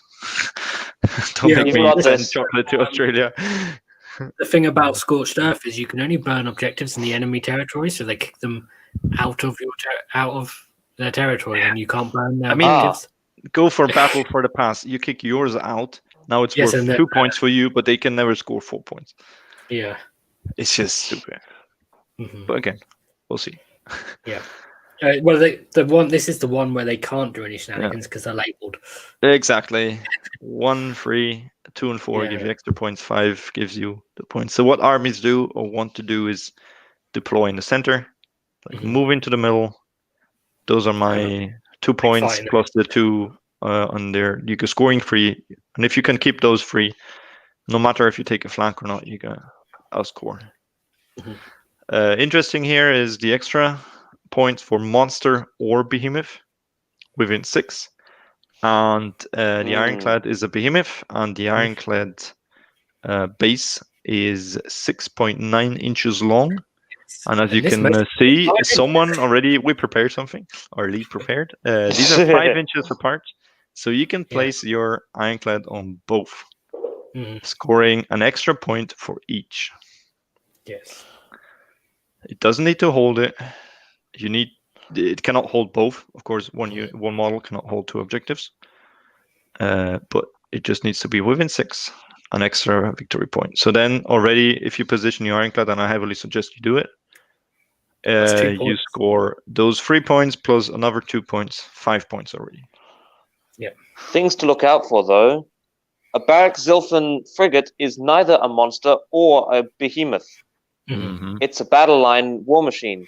So they won't give you any extra points if you have Barrack Zilfin frigate specifically. Yeah. And they're not long enough to do it on both. Yeah. No, this one, it's maybe sit something on your end of the middle objective, so still quite far away from your opponent, but scoring it, tagging it, and then concentrate on one of the outer ones. Like, see what your opponent does, and then go for those 3 points on one flank. Yeah, the 3 points. Abandon. For example, you're a red player. Number 1 is accessible. Then go for scoring 1, 3, and 5. Abandon 4, abandon 2. Like, turn the whole battle 90 degrees. We don't care. We can move the entire army. Play from that side. Yeah. This mission is also really good for those Gotrek players that I know are out there. Start Gotrek in at the front of your deployment zone. Run him 10 inches forward. Sit him on the middle of the center objective. Come at me, bro. The way the scoring works really incentivizes going for a flank, which is something that KO can do well. It's just going for a flank isn't the highest scoring method. Because no, but going for a flank with a behemoth somewhere in there, that's already 4 points. Yeah, because the problem we're going to have is if you go for the middle one, is you're likely just going to be outnumbered, because if your opponent goes for the middle one as well, then don't go toe to toe on the middle one with Hearthguard Berserkers, Phoenix Guard, whatever they're sending in the middle. That's what they're going to do. They want to block that one. Yeah, and even if they're not big, strong units, like they just keep sending in 40 clan rats, or they can just easily out you. And then it doesn't matter if you have the Ironclad base on it if you don't control it. Funny that you mentioned this. I played this mission at the GTC third round against 120 clan rats. Ouch. Where they just deployed a big circle in their area with 120 clan rats, and then it was all the guns and Giselles and weapon teams in that little castle, and he just stayed in the castle and kept shooting. Yeah. So I took out the bell, and then Battle Shock took care of the rest. And what I did, I then attacked number 1 on the one flank, went in, scored 5 and 4 for double points with the Ironclad, and then kept blocking his 2 no-holes. And that was it. But yeah, if he would have moved out with his 120 clan rats and flooded the board, it's gonna get difficult. Then you need to break through on one side. Again, opt for one side, one half of the board. Make your choice and then go for it. It's quite easy to potentially bait on this one as well. Oh, because there's so much space in this gap here on either side. So we mentioned it before on the other one, so you just shove a gun hauler somewhere. Gun hauler, 6 engine riggers, people are going to run for it. Then, okay, free engine rigger's going to die. You teleport out, go on the other side. His unit's stuck on that side. They're not going to get into play the rest of the game. Yeah. Yep. Cool. Feel free to sacrifice something. Just, even charge engine riggers in behind him, abandon them. Okay, 200 points. Might win you the game. Yeah. Yeah, because we can't just fight over the middle is the problem. No, you need to play around in circles. Yeah. And then score. Would you ever be tempted to put a Warp Lightning Vortex on the middle objective? Oh, every single time. Every single time. If you scored it before, yes. I dislike using the vortex on objectives because I eventually I want to go onto that objective, and I have a talent for killing my own units with the vortex. But with the middle one, we're saying against opponents where you know that you can't go toe-to-toe. If they're already on it, sure, just drop that thing onto them. If not, I'd suggest to drop it between 1 and 2. Yeah. So it hinders the movement towards the middle. It will affect all those 3 objectives somehow. The key thing is it's a triangle, so you can actually go 1, 2, 3 in a triangle like that. Yeah. Although I moved away from the vortex, but I know a lot of people play that. Yeah, that's a good position for it, I guess. We can't really. If we're going to talk about this from a one KO list perspective, even though there's lots, that's the list. I thought there's one KO list. No.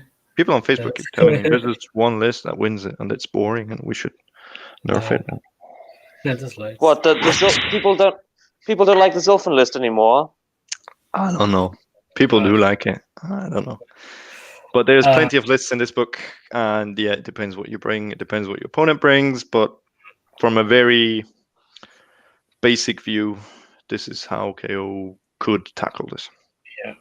We're not saying we know what to do. Maybe you have a different plan and it works. That's how I would do it. Yeah. Okay, let's move on to the next one because it's lots of these battle plans. So, Better Part of Valor has changed a lot from the last GHB. The most important thing is only battle line units can control objectives, and it's only when they move onto them. So flying high onto an objective doesn't count at all. Defense is the first to arrive. Only one unit can control an objective at a time.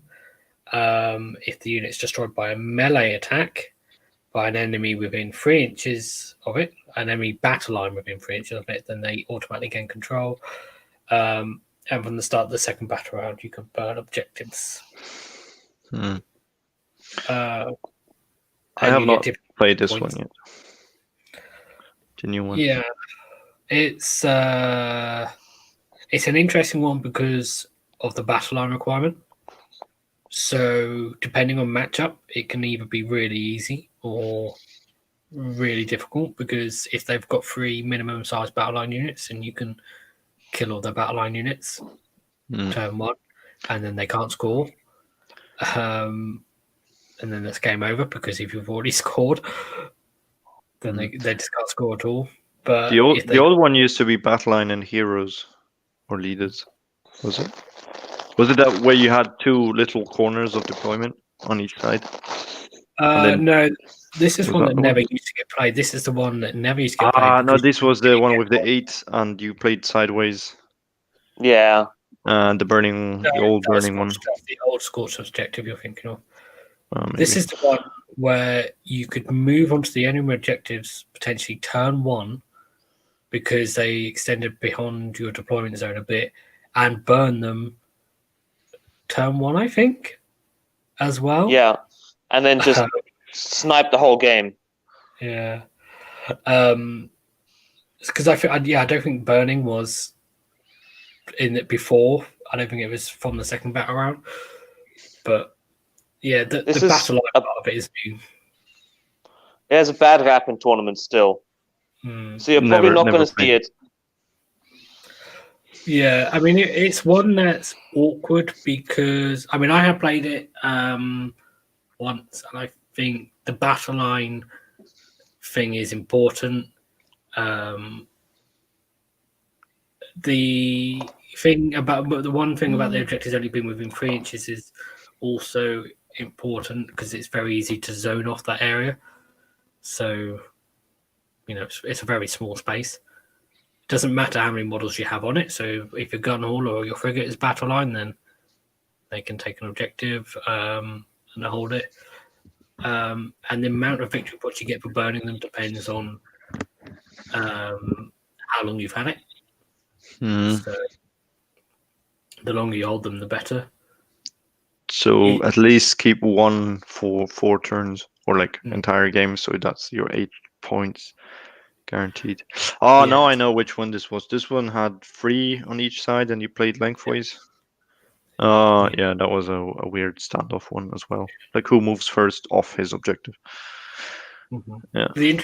One of the things about this one is it always makes me want to have more than 3 battle line units in a list. Because if this comes up, then if you've only got 3 battle line units, then the most you can do is either hold your 3 or hold 2 and try and take one of theirs. You're going to be very much relying on killing their battle line, which, I mean, we can do, but you don't. I wouldn't build your list towards this because it's had such a bad. It wasn't really a viable mission before. It still kept that the bad name in tournaments, and you won't often see this. Yeah, I must Even say now I've that's not changed. seen this in a pack for never. Yeah, Max, you've never played this mission, have you? The new one? No, I played the old one, but just in friendly matches because we roll the dice. Yeah. Well, I played a tournament where I knew this was going to be in it. So, and it also had stuff in it, so that made me, knowing the battle plans ahead and knowing one was going to be Scorched Earth and one was going to be Better Part of Valor, really made me tailor the list a bit. Sure. But it's an interesting one because all the objectives are quite far apart as well, which is in KO's favour. Like, you can get up to 1 land on it. It's great for Urbaz if you've got gun haulers backline, because the number of models on the objective doesn't matter at all. It's all about just whether you have battle line on it and then which one arrives first. And also a Zilfin list with attack squadron. Yeah, you will have those 4 or 5. If you have an Ender Master hero, 6, 7 battle line. Oh yeah. The melee attack thing is important because if they have a battle line unit on there and then you move your battle line onto it, then it doesn't matter if your ship kills it with its bombs, and then they have a second battle line unit there that arrived before yours, then they gain control. So if they've got 2 battle line units. Yes, because it's the first to arrive. If more than one battle line unit is eligible to control the objective, then the first to arrive gains control, unless it's a situation where you destroy a battle Where you line kill unit them. with a melee Yeah. attack. Okay. So, Yeah, they mixed this one and one I think they took out, where you had 2 objectives in the middle, and then you had these little corner deployments on both you think sides. of duality of death. Yeah, and I think that had the same battle line and heroes move the first one to move onto it and killed by melee attack. The old duality of death was a mess because you could teleport off the objectives and still control them. Yeah. Okay. Yeah.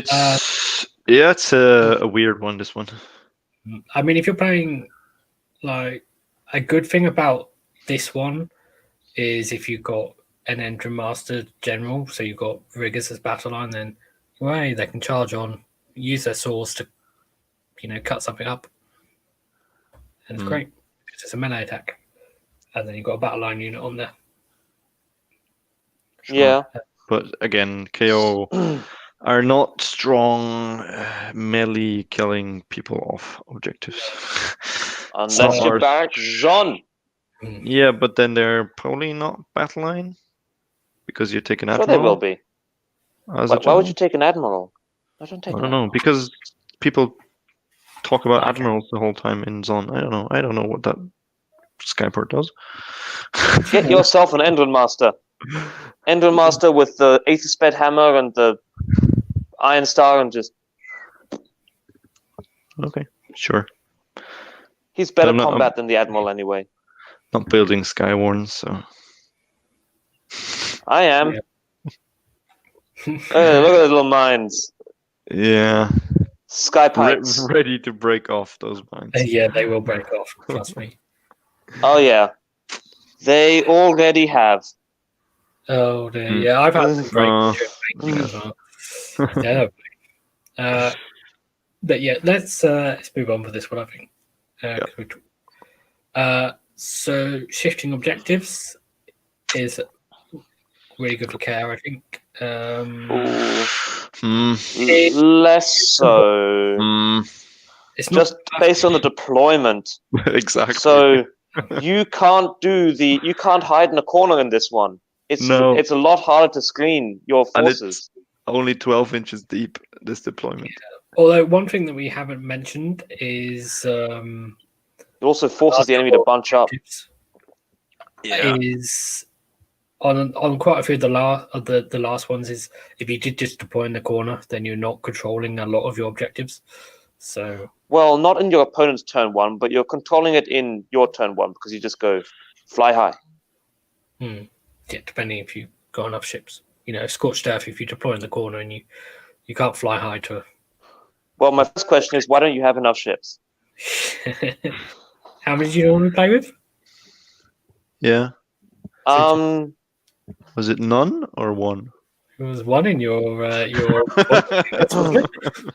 Yeah, but everyone could fit in that one. Everyone can fit in that one. It's a big battle bus. But big battle boat. The bit that this is good for KO is that the primary objective is worth more points in it. No one knows where it's going to go. And if it moves to the other side of the table, we can react to it quite well. Deployment is these sorts of battle plans, and like the ones like Scorched Earth where you want to have more than just one unit of 10 Arkanauts, because then you can screen out in a little semicircle rather than a pizza slice. Yeah, again, depends what you're doing, what you're facing, but and again, this one also depends on the role. Which one is the extra point? It used to be 3 points, the primary one. Now it's just 2 points, which is good. And this one is won by battle line units. They score an extra point. So there's a total of 4 points available per se, but you can get extra 3 points with battle line. So that's 75% of the points available are just through battle line. That's a lot. So if you just run Arkanauts onto one of them, you already scored 2 points. You have Endrin Riggers on the other one who are battle line, another 2 points. Doesn't matter who has the primary. And what people tend to do here is they usually want to control the middle one. and then so they can react to left and right. What I think is the better option, not only for KO but generally, is to capture the outer 2/1s. Oh, Because if you that control does. the 2/1s, then you're gonna because the opponent is somewhere in the middle. They need to stretch, like they need to fight on 2 fronts, go sideways. And why this is also a nice one for KO is because everything's happening in the middle. Yes. So no one's guarding that rear, like the deployment zones. There's no incentive to stay there. So what I often choose here as an auxiliary objective is the get units in your opponent's territory at the end of the game, and defender have none in yours. Because there's no one gonna be there. That's those 2 scored. One thing I've seen a lot of people try and do on this one is just pick 2 and go for those 2 and just hope they get the the rolls go their way, and they just go for those. They got 2 out of 3, so they got they go for the 2 next to each other. Like they pick the middle one and a side one. Exactly. It doesn't really matter which side one it is. They just go. And I believe for KO it's better to take the 2 outer ones.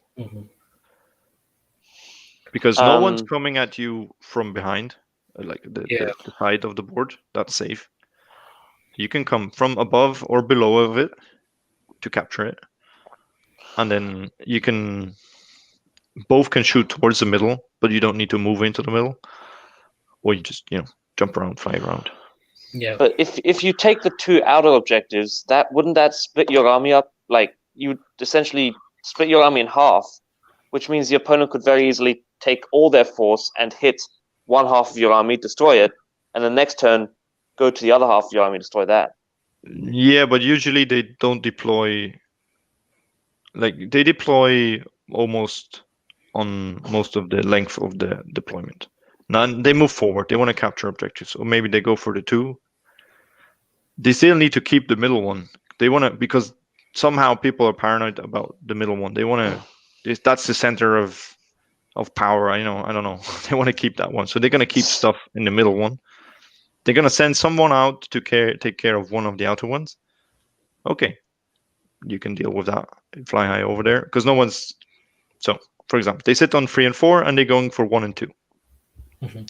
You're already having 5 and 6, and they're threatening your 1 and 2. Okay, you can take stuff off 5 and 6, deal with whatever's threatening. You still score the 1, even if no one's there. Let 3 engine riggers sit on it for an extra point. Then, okay, you've dealt with that. Then they said, maybe I should go then now on 5 and 6. You take your army, you go to the other side. You can just, it's like there's this fable, the race of the tortoise and the rabbit, or is it the eagle? The hare, tortoise and the hare. Tortoise and the hare. Yeah. Yeah. Like he's already there when the hare arrives. Tortoise is already there. He runs back to the other end. Tortoise is already there. You do the same here. Oh wait, that's the with the eagle. The eagle. The Hazo and the eagle. I don't know. Yeah. Don't quote me. The hedgehog. I thought it was. The Hazo and the eagle. Yeah, exactly. Yeah. When you talk about splitting your force, it seems to me like you'd be better off just moving the bulk of your force to one location and a token piece that's just enough. Yeah, gun hauler and 3 engine riggers scores you 2 points. Yeah. On the far outer rim, towards the edge. Yeah. They take it. Okay, I'll go to the other side. Or threaten some heroes in the middle, shoot them. Do KO stuff.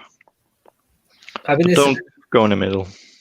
Yeah, this is a good one to be reactive to what your opponent is doing, which is where the fact that we can just deploy, behind a screen and rather than having to deploy on the line is really handy.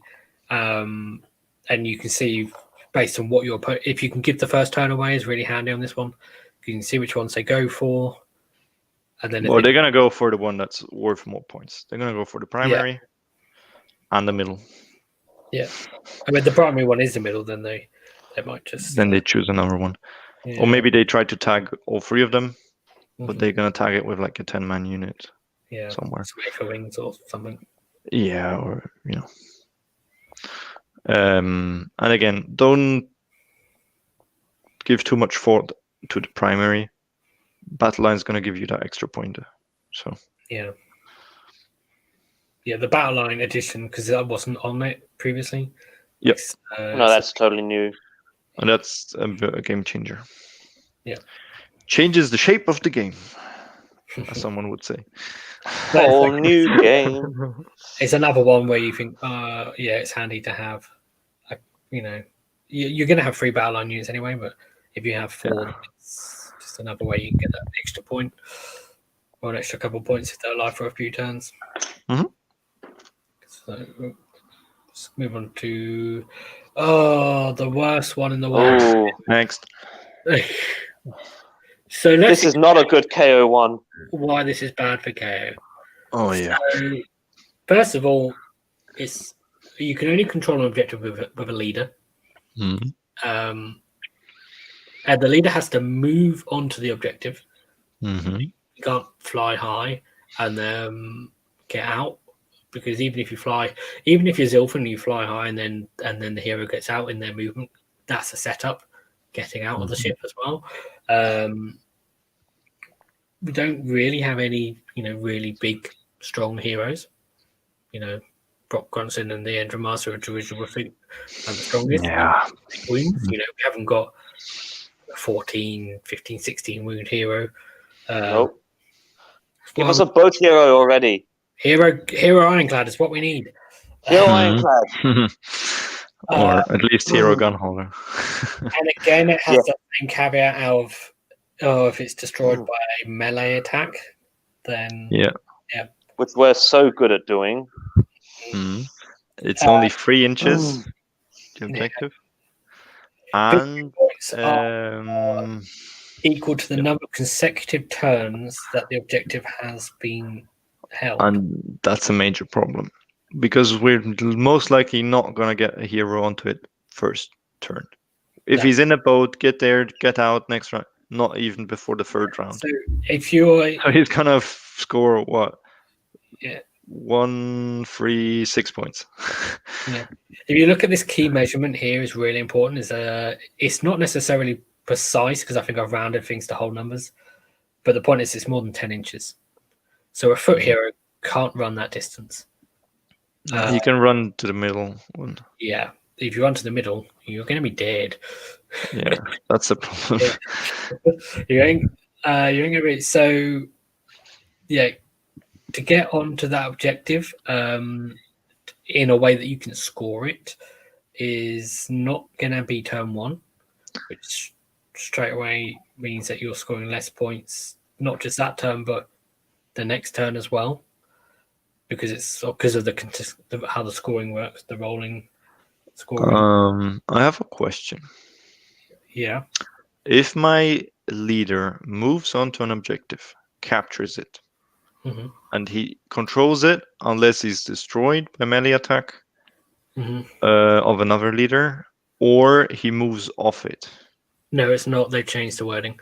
So it's if at any point you're just not on it, you lose control. So if I jump into a boat that's on it, I'm still on it, technically. You don't count towards you don't count towards the control of the objective anymore if you get into a boat. But I'm still within 3. So let me check the exact wording though. Because the wording of the flying transport ability says that If you get removed from the battlefield, yeah. And you don't count towards the control of objectives. It's quite clear. So the normal rules for controlling not used. Finishes a move. Interesting, finishes a move, not a normal move. So you can pile in onto it, for example, or charge onto it. Yes. This is definitely made for heroes to fight, combat each other off of objectives. You cannot retreat though. A retreat move does not. The player loses control of that objective if that leader unit is not within 3 inches of it or is destroyed. But I think the key thing is the flying transport ability, which says that because on all of the objectives in every battle plan, if you only read the rules for the battle plan, then great, your units in the ship can count. It's the trouble is if you take it in conjunction with. But I don't need to control it to score. Like I could, yes, I need to score. Like move on to it. I control it. At the end of the battle round, after battle shock phase, yes, I moved onto it. I was the first one there. I control it. Next round, I move into the boat. Did I lose control at the end of the battlefield? No, my hero is still within 3 inches of it. Because it doesn't say move away or something. Just the player loses control of that objective if that leader unit is not within 3 inches. So I just want to bringing it up to get the example. And you check this at the end of the turn, and I check. Yeah, he's within. Because yes, because it's models. Boat. So this is the important part. It's models in the garrison are not counted towards gaining control of an objective. So yeah, I already gained. That's actually quite important for other battle plans as well. I see. Yeah, because you already have control, so it's only if you want to take control of it. So in theory, if you already control an objective, you can move, say, Arcanauts into a thing, and then if your opponent is trying to take control of the objective, then you're not trying to gain control of the objective because you already have control. I control it, and I haven't lost because I'm still within 3. So could I, Delphin hero phase, run my hero onto it? It's a move. This is similar to the thing with. There's a thing with Gargants, I think, which to do with running, and then I can't remember what exactly it is, but the wording of gaining is quite important there because it's only when you try and gain control that you don't count inside the ship. So yeah, you can get onto it and then jump inside the ship and still keep it. Yeah, but as long as the ship stays on it. Yeah, sure, but I'm safer inside the ship than just on the open.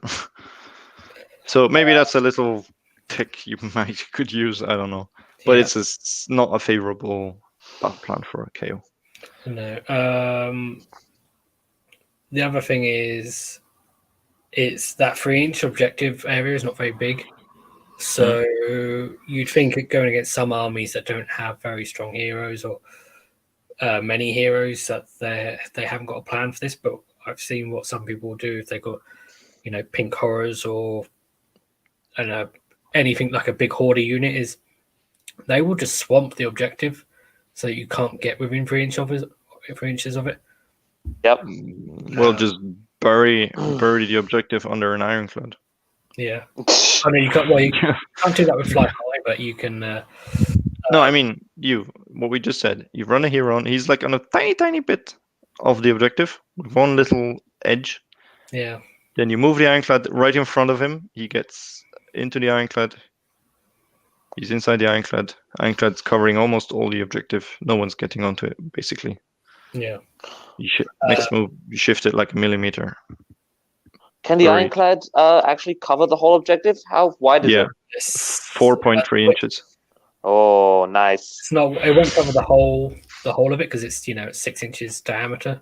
6.9 times 4.3, so it should cover it. No, because it's 6 inches. The objective is 3 inches radius. Yeah. 6 inches diameter, so it won't cover the whole of the objective. It can cover the whole and then leave a little sliver either side, or you cover like this section and then leave the back. So they'd have to come around the back. Yeah, exactly. Yep. Or, you're correct. Yes. But still, not an easy one unless you manage to kill all the opponent heroes. Yeah, so you can. This might be an option to go first. If you can shoot off his 3 or 4 heroes turn 1, then you run 1 into the middle, you scored at 1 point, game's over. You win 1-0. Worst case. Yeah. I've seen that happen. The important thing about the scoring is that you score more points based on how long you've held it. And it's how long the player has held it, not how long the hero has held it. So what you'll sometimes see people Yes. more than one hero on the same objective, so Yes. that You can exchange the heroes. Yeah. Because you only check at the end of the round. Mm-hmm. Yeah, and so although I had this discussion before, and the consensus was that you lose once you move off. Yes, if you move a hero onto it first, so it resets the counter to 1. If you move a hero, like depending which order you move it, or if it doesn't matter which order you do it. If you move the controlling hero off, you lose control. Then you move the next one on. You reset it to 0, the counter, or to 1, because that's the first round that because you lost it. It actually says if you move off, you lose control in the moment that you move off. If you do it the other way around, you move another hero on, you move yours off. That hero that's controlling is moved off. He loses control. You have another one that didn't even gain it because it was already occupied. You actually score nothing. Oh yes, the player loses control of that objective. The player loses, so you cannot exchange heroes. Yeah, so that's I've had quite this discussion before. Yeah. The scoring thing is also quite weird as well, though, because it says you score equal to the number of turns that you have held it. And the FAQ has not helped that at all. Because, and it's really weird because I actually asked this, sent in the FAQ question, and I said that the example used doesn't help, and then they just use the same example because it's not clear what the turn order is, and if there's been a case of a double turn. So, in theory, because you only score points in your turn, but if you take first turn and you get on an objective with a hero, and then by the time your second turn comes around, if your opponent double turns you, then in theory, by that's 4 turns. Yeah, that's 4 turns. But the FAQ implies that their intention is that it's you only score points for the turns for your own turns. It says each player scores victory points at the end of each of their turns for each of their control. The number of victory points is equal to the number of consecutive turns the player has control. Yeah. So you still have control of it in your opponent's turn, and then the FAQ has not helped it at all. Because yeah, I think intended was rounds. I think so. As written, could be argued actual turns. Yeah, let me just bring up the FAQ as well because they should just strike this one. Oh, why is it in German? You can do it. We can help you. Just read it. We can help you. Now it's Jazana's commentary. Here we go. Crons in Australia, upside down. Yeah. that's what he actually looks like. Oh, I thought it was something I did because I moved something onto. Let me just. Whoa, here we go. There we go. Hang on. All right. Let's make this a legal episode. Where is it? Too small to read. Enhance. This isn't gonna work. Enhance. What are you doing? I need it. My phone ran out of battery, and the only way to get it to connect to the charger is by having the phone this side up. So you're just upside down, Cod. Just turn your camera off. Your battery will last longer then as well. Yeah, just turn the camera off. Where is the question?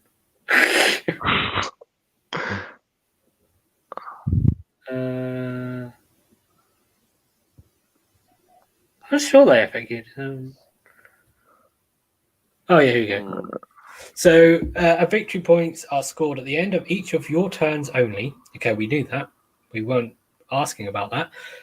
This means that you would score 1 victory point if you gain control of the objective in the same turn. You would score 2 victory points if you controlled the objective at the end of your last turn and not lost control of it since, and so on. So, but again, they've not made it clear. No, because you could have a double turn. Opponent was had in between. So, yeah, if you double turned in that scenario, then yes, that's correct. But are they saying that that's what happens all the time, regardless of if you double turned or not? I don't know. But Just ask the TL beforehand. Yeah, it makes it. It seems like what they intend is that it's the number of your turns that you held it. But I'd say so. It's not really that way. All right. But it's not a great battle plan for us. Yeah, try to kill the enemy heroes. Bear in mind that you need to move onto.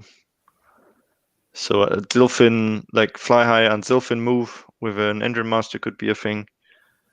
Running one little hero like an Arcanaut company with a chemist onto the middle one. Just concentrate on those twos and then try to kill other heroes. But it's a tough one, this one. Yeah, and flying Engine Masters are useful because they can at least get onto it.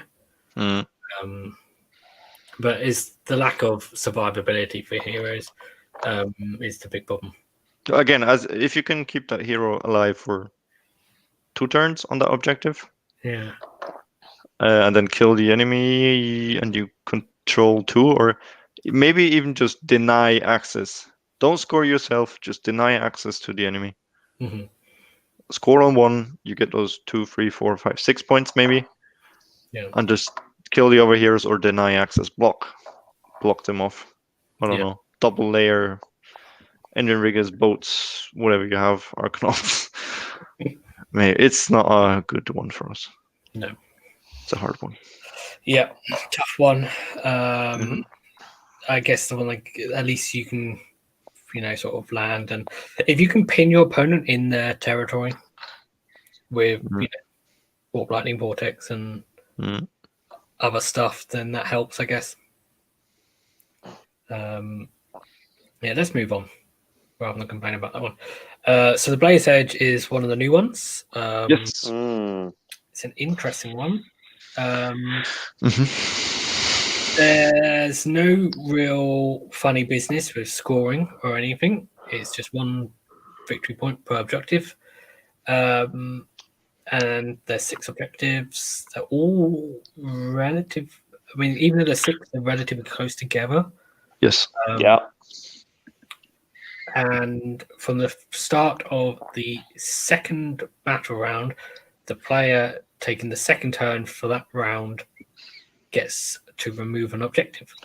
I think the important thing to remember here is it says can remove. So you can choose to not remove if you don't want to. Exactly. Yeah. That's a very important thing because it's a lot of the time KO can be playing catch up on victory points. Yeah. And so you don't want to be taking away your opportunities to catch up. It's an interesting incentive here because if you take the first turn, you can potentially score 6 points quite easily. But if you don't, you want to for the latter turns, you want to be in control of whether the objectives are being taken away and which ones. So. Yeah, one thing I found with this one, if you can do considerable damage in your first turn, like kill a few key units or damage them or like half move them with your navigators and stuff, this one might be one where you might want to go first. If you can score 6 points and hamper him enough or her, your opponent, then they might have difficulties catching up, especially when later you're in the seat to take away objectives. Yeah. Because once 2 of them are gone and there's only 4 points available or 3 points, then it's hard to catch up. Yeah. Yeah. If you don't get many points in the first battle round, then It is hard for you. massive uphill struggle. And Like, KO especially don't if you really score. want to usually want to spread out that far in the first place. So it is. This is But a hard one for KO. But we can actually get onto all of them. Mm-hmm. We can, but then it'll be very easy to just pick you off, basically. You just need to like have 3 blocks on the middle. Hey, I'm pointing on my screen. No one can see. Exactly. Like you need to. I mean, a unit can capture multiple objectives. So This is the thing with Gargants, which is whether that's one model.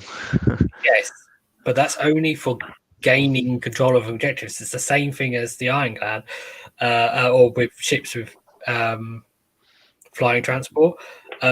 So they can only gain control of one, but then they can sit and hold both because the next turn, say if they take this one. Yeah, but they don't even need to stand on it to hold it. No, but it's flying hard on it. Like if they move, so they're half on here and half on here, they can gain control of this one. They still hold this one. That model still counts. Yeah. Because they count as like 20 models or something. Yeah. And they will count on both because one of them they're not trying to gain control of because they already control it. It's the same thing as. But 20 for both then? Yes.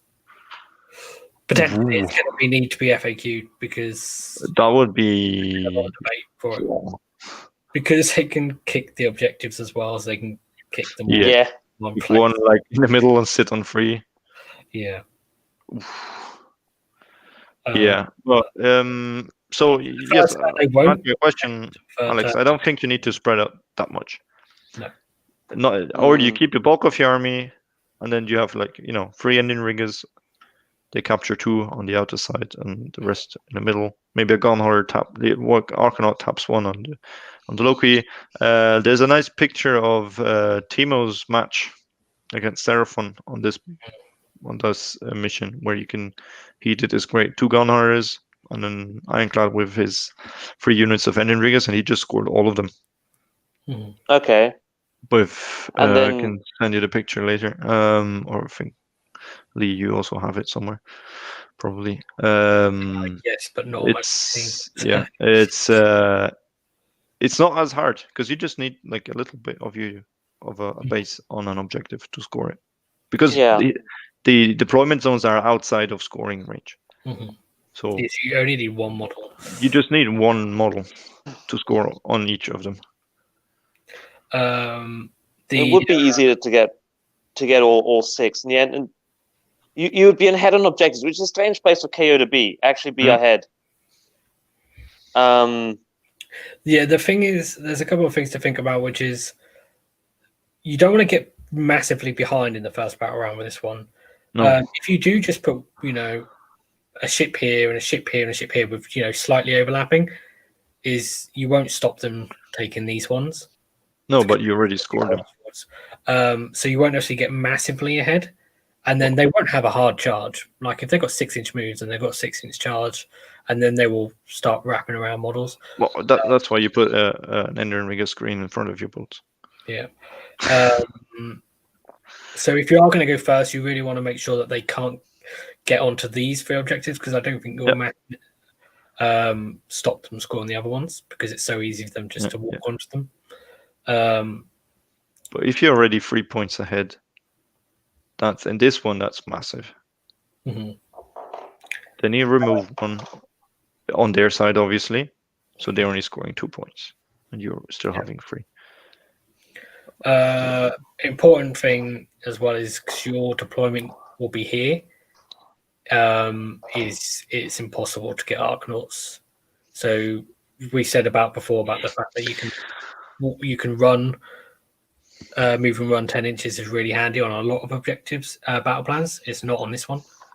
No, you're relying on either riggers or ships if you want to score these ones. Just stand 10 Arcanauts on the far end of the objective, so he needs 21 models to get onto it, because he's not going to charge the Arcanauts. They're too far away. First turn, at least. Yeah. And who else takes that many Arcanauts? 20 are enough. I mean, but it's one of those handy things when it's difficult for your opponent if they are controlling which ones are removed against KO, because if they remove the one you're on and then you fly high to a different one potentially. You really do want to, if you're gonna give away first turn, then you need to basically be taking the second turn in most turns, and then not double turning until later in the game. Yeah. I've always had problems with this one. It's because if you don't manage to take all 6 objectives, then you are playing a catch-up game, and it becomes very tactical of whether to take the first, second turn every round after that point. Yeah, because if you take your double turn, then that's when they remove objectives. So yeah. Well, I like it. It's a nice twist. Yeah. Like, it's an interesting taking away objectives. You don't have to, but they're all very close to each other. Yeah. Yeah, it's nice that it's just removing them, and you can remove any as opposed to the burning mechanic. Yeah. So let's move on to total commitment. I have no idea. I should have numbered these. I have no idea how far we've gone through them. Yeah, there's a lot of diagonal lines on this one. I got a bit trigger happy with the measurements. But diagonal deployment, you're quite far away from your opponent. It's quite handy. Yeah. It's only... What is it, 18 inches, more or less? No, exactly. 9 inches away. Pardon? It's how far are we away? 18 inches? Yeah, so you're 18 inches from here to here, I think. But which is why these measurements are weird, because it's 9 inches from this center line. But because the objectives are set back, you don't have to deploy on the line. So, and because the objectives are in weird places, is why there's all these sort of weird lines that are done. Because if you deploy on your objective and they deploy on theirs, then they're 26 inches away. Or if they deploy on this one and you're deployed on this one, then they're 28 inches away from you. So you are relatively far away, because it's very unlikely someone's going to deploy here if you're trying to defend this objective, which is the closest they can be to one of your objectives is 19.6 inches away, which is possible. Yeah, screamers or eels or whatever, they move fast. Yeah. So this is one that favors fast movement or teleporting, which, to be honest, you can say about most battle plans, but some a bit more than others. I think this one will be good for KO because due to the total commitment rule, a lot of enemies won't get to use their teleporting shenanigans while we can still fly high every turn. Stormcast, Ideneth, Ghosts, Seraphon. Seraphon. No, Seraphon don't start off the board, do they? Yeah, the Star Host do, yeah. The Krog and the Salamanders that teleport around, he keeps them in the sky, and then they need to come down within 12 inches of a slam. So this way they need to all stay within, on the board right away. Yeah. Stuff like it's Deepkin, same, but that's good. Shoot cast. The objectives are all far apart as well, which is really good for KO because no one's going to spread out and try and control all of this space. They're going to control this space and this space, leaving a big gap in the middle. Yeah, it depends on the enemy, but But the more if they try and control all the space, then they either have a unit in here or they string their unit out, which means then you can tag the end of the unit with your riggers, and they're not fighting a very big unit. What also is nice that their objectives are far away from yours, so you're not under imminent threat that they're going to take yours. You can abandon one, let 10 Arcanauts sit in the other, and fly around doing your business, and don't be too concerned that you're immediately going to lose one of yours. So you can go contest one of the enemy ones for the extra free victory points, which is I found mostly key in this battle plan is the person who first gets the extra free points usually will win. Yeah, and a lot of the distances involved means that for most enemy units, it's hard, and for KO as well, it's hard to sit on an objective and shoot models on an enemy objective because the distances involved. Like you're either 26 inches away or 28 inches away. I mean, obviously you've got a big base and you can sort of tail back. But it kind of means that if you want to shoot something, most enemy units will have to move forwards off an objective and to shoot. The same with spells. Sentinels would be the obvious exception with their ridiculous shooting. For a better word. 70 Sentinels. Yeah. All right. See how those work. It's a good one for KO. They do work.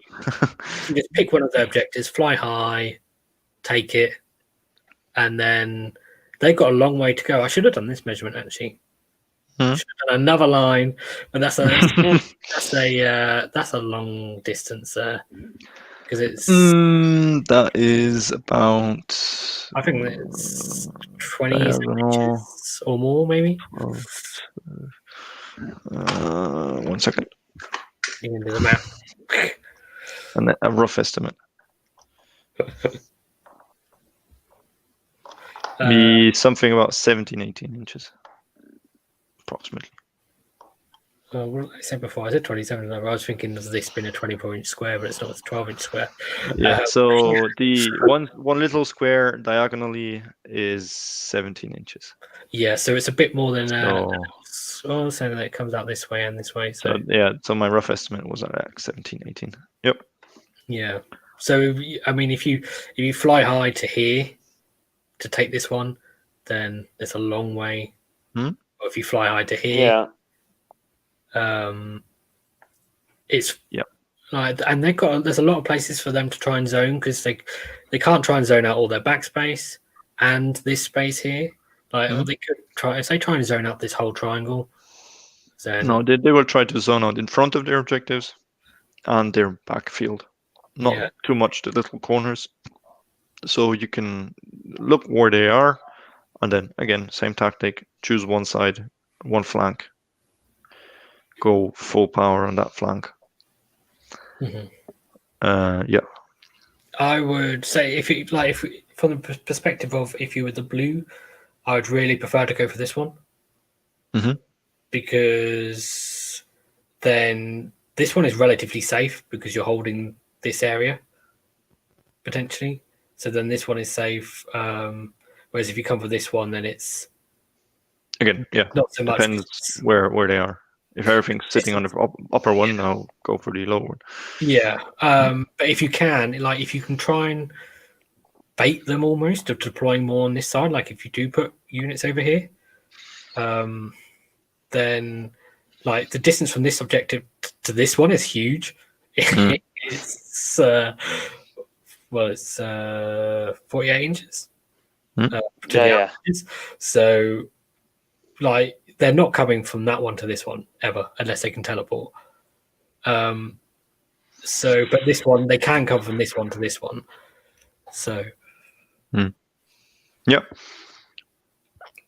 that would be my preferred option to come up here, and then you've got this triangle where you can basically turn, because you start off diagonal, you can almost turn it lengthways. Mm-hmm. And make good use of those reducing movement abilities that we have access to. Yeah, but they do to slow them down. Because they're like, oh, I've got to come and either take this one back or take this one. That's when you fly higher behind them and go, all right, thanks for coming off that. Yeah, just stick a gun holder in the lower one, in the lower left-hand corner, so they cannot move off theirs. He's threatening to move. Yeah, zip onto it. The shooting distances, but obviously a gun hauler with a drill cannon can comfortably sit on here and just blink onto this one shot. D3 or 3 wounds. Yeah, you're thinking of only one gun hauler there. Where's Seb? You're not thinking with enough gun haulers. Yes. Yeah, maximum 2. You need 11 and a Lord Ordinator. I doubt that will win you many games. Please don't do that. Okay, let's move on to, I think this is the last one. Yes, it is. Forcing the Hand, which is one of the new ones. Yes. It's got a crazy deployment zone, and the deployment is a bit difficult to do. Actually, rather easy. You just go through the middle of the lower objective, then 12 inches around the middle, and then through the middle of the upper one. That's how I lay my sticks. Yeah, the difficulty is like through. You've got to do a curve. Yeah. If you don't mind just whacking your models with a stick, you can just pivot on this point and push them all back. Put them all there, and then use a stick to push them back. If you want to deploy there. Yeah, if you want to deploy there, which you don't necessarily need to do. But it's one of these things. They make it look nice and simple because they do the straight lines, but the reality of it, where you have the 9 inches. That's why I like your battle plans that you made, because it shows where the actual deployment zones are. I actually print these out and bring them to tournaments because it's just much easier. Because it's 12 inches away from this blue corner, which means it's not to here. It's like a radius. But this one's interesting. You need to declare one objective of your own, which is to be the primary in your opponent's turn. And then in his turn, he declares one of his 3 to be the primary, which is an interesting incentive to either trick them to go somewhere where you want them to go. Like, oh, here, this far one, that's 3 points. Don't you want to go there?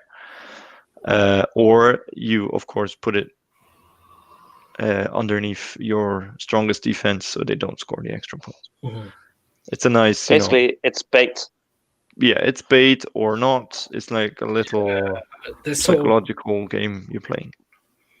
2 or 3 ways you can play it, and you have to try and work out what your opponent's trying to get you to do as well. Because you can try and distract them away from your stuff. You can try and bait them into a trap, as we said. And lots of things you can do. Maybe you can try and think 5 turns ahead. But one of the good things for KO with the deployment of this is you do get a nice big corner if you want to just hide in the corner. It's deep enough. You can screen from alpha shooting, change host, whatever. And what I like to do is have that little 10-man Arcanaut unit right in the middle of my deployment height-wise, so they can run forward and score those 2 upper ones. That one or the one above. So they're sitting, exactly. Somewhere there, they're sitting. A 10-man unit, just run up. Lee, you're, at least for me, your sound is a bit cutting off. Roboting a bit. Yeah. Is it better now? Yes, much better. Yeah. Okay. You're talking about running into this space here. Yeah, and then, do whatever you need to do on the other objectives with the rest of your army. So the other thing is like these 2 objectives are basically in no man's land.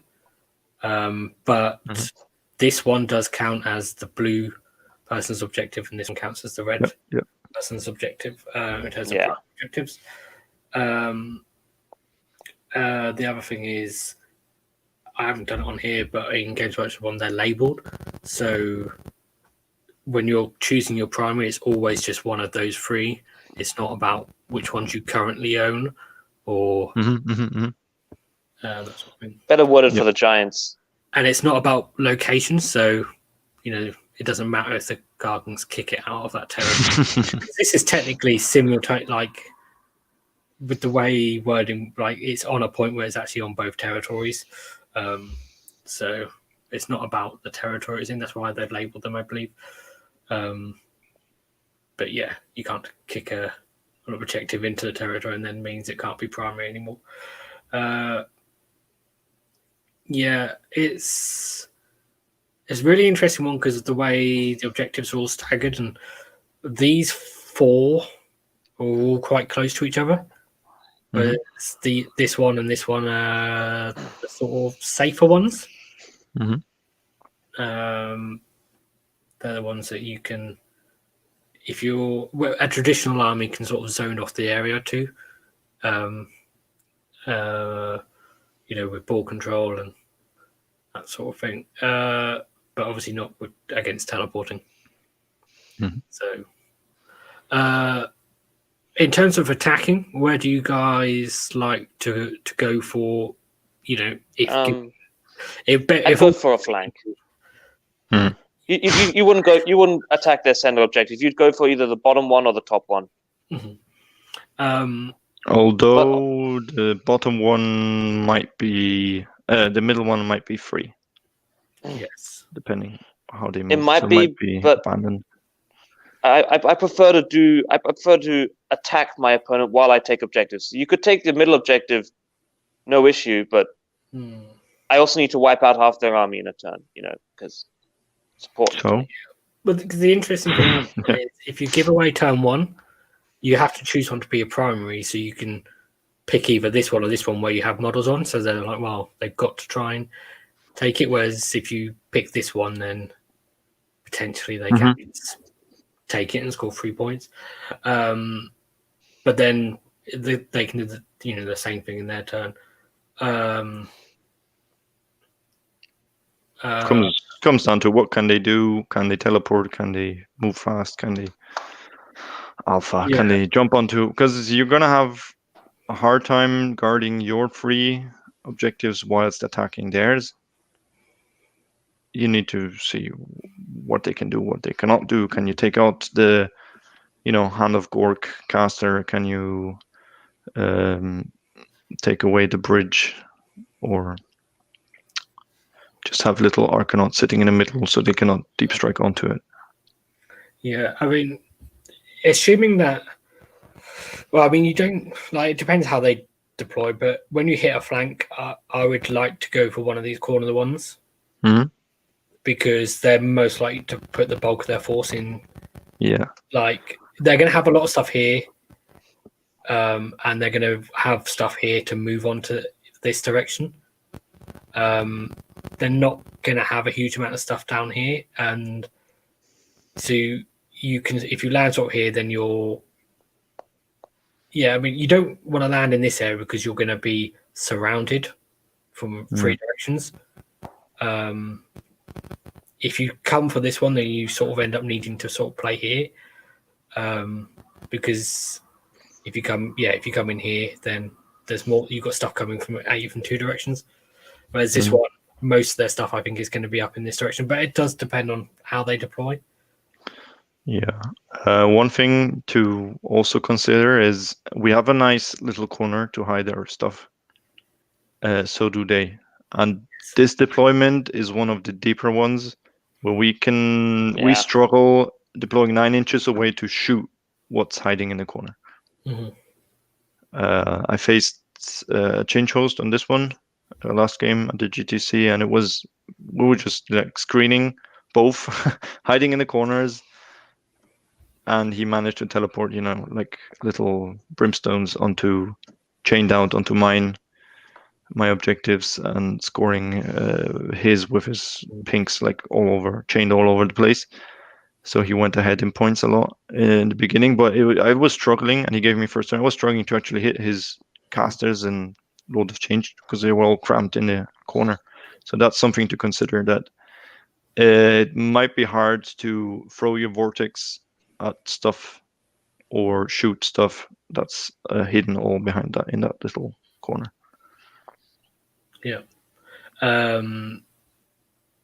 Another interesting thing about this one is because this distance is only 5 inches and it's the same on all of these for the diagonal ones, it's an ironclad can land and sort of tail back onto this one and get its nose on this one, and then drop your riggers out here or whatever, or you can, and the same with all of them. So obviously the ironclad can't count towards both. No, one model. It's still one model per objective. Yeah. But yeah, it's just, it's something you can think about, like if you want to, because you won't have anything on this one, and if you don't have any way of bringing models onto it, then you can just tail back on, or if you need an extra, like you can, if they allow you to land here, then you can land your ironclad to score this one and then attack here, and then or the same with this one.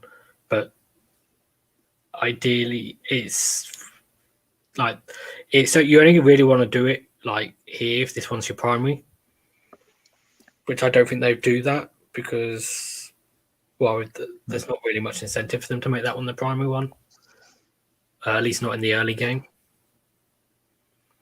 Yeah, something to consider, that you can just sort of tip just the little tip of the base on and still drop other stuff on another one. It's quite handy. Yeah. All right. One thing we haven't mentioned about all of these is where terrain goes. And this one, Scorched Earth, any of the ones where there's lots of objective, is if there's terrain in between them, it can start being a little bit of a pain for flying high. Remember, terrain can't be within 3 inches of an objective. Within 3. Within 6 inches of another terrain piece, and you can mostly fit in everything. It's once the enemy models start getting on there as well, it starts becoming a problem. Yeah, when the enemy models get in between terrain, then it's a bit. And we cannot land within 1 inch of an objective. You can't land. No. The terrain can't be within 3 inches of this point, so it can be here. And then if you've got an enemy model here, and it just starts becoming. Yeah, but thankfully most opponents don't know that we need to land 1 inch away, because the great deceiver Alex Cron in his battle report. Oh yeah. I just land on the terrain. It's easy. Landed in terrain.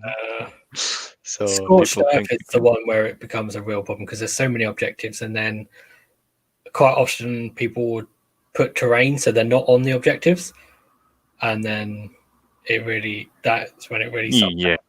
Usually, also in a tournament, you don't see that many terrain pieces. What is a hassle is like Sylvaneth, because they can set up terrain within 1 inch of other terrain pieces, and then it's just like clustered, huge wildwoods everywhere. They can chain them out, like they can build like made of 6 pieces. Then it's a bit tougher to land, but that's a general problem for all matches. But for things where this and focal points where we talk about, you can get your ironclad on 2 objectives. Yeah, not if there's terrain there, you can't. Well, you can fly onto it. You don't need to fly high. You just walk onto it. Yeah. Yeah. Don't fly high. Everyone forgets that boats can actually walk. Yeah. Well, can actually move without flying high. Yeah.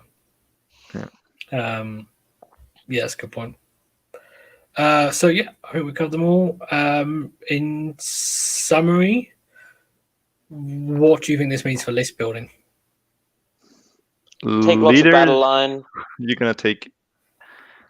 So we have the one with leaders is good because our leaders are safe inside boats.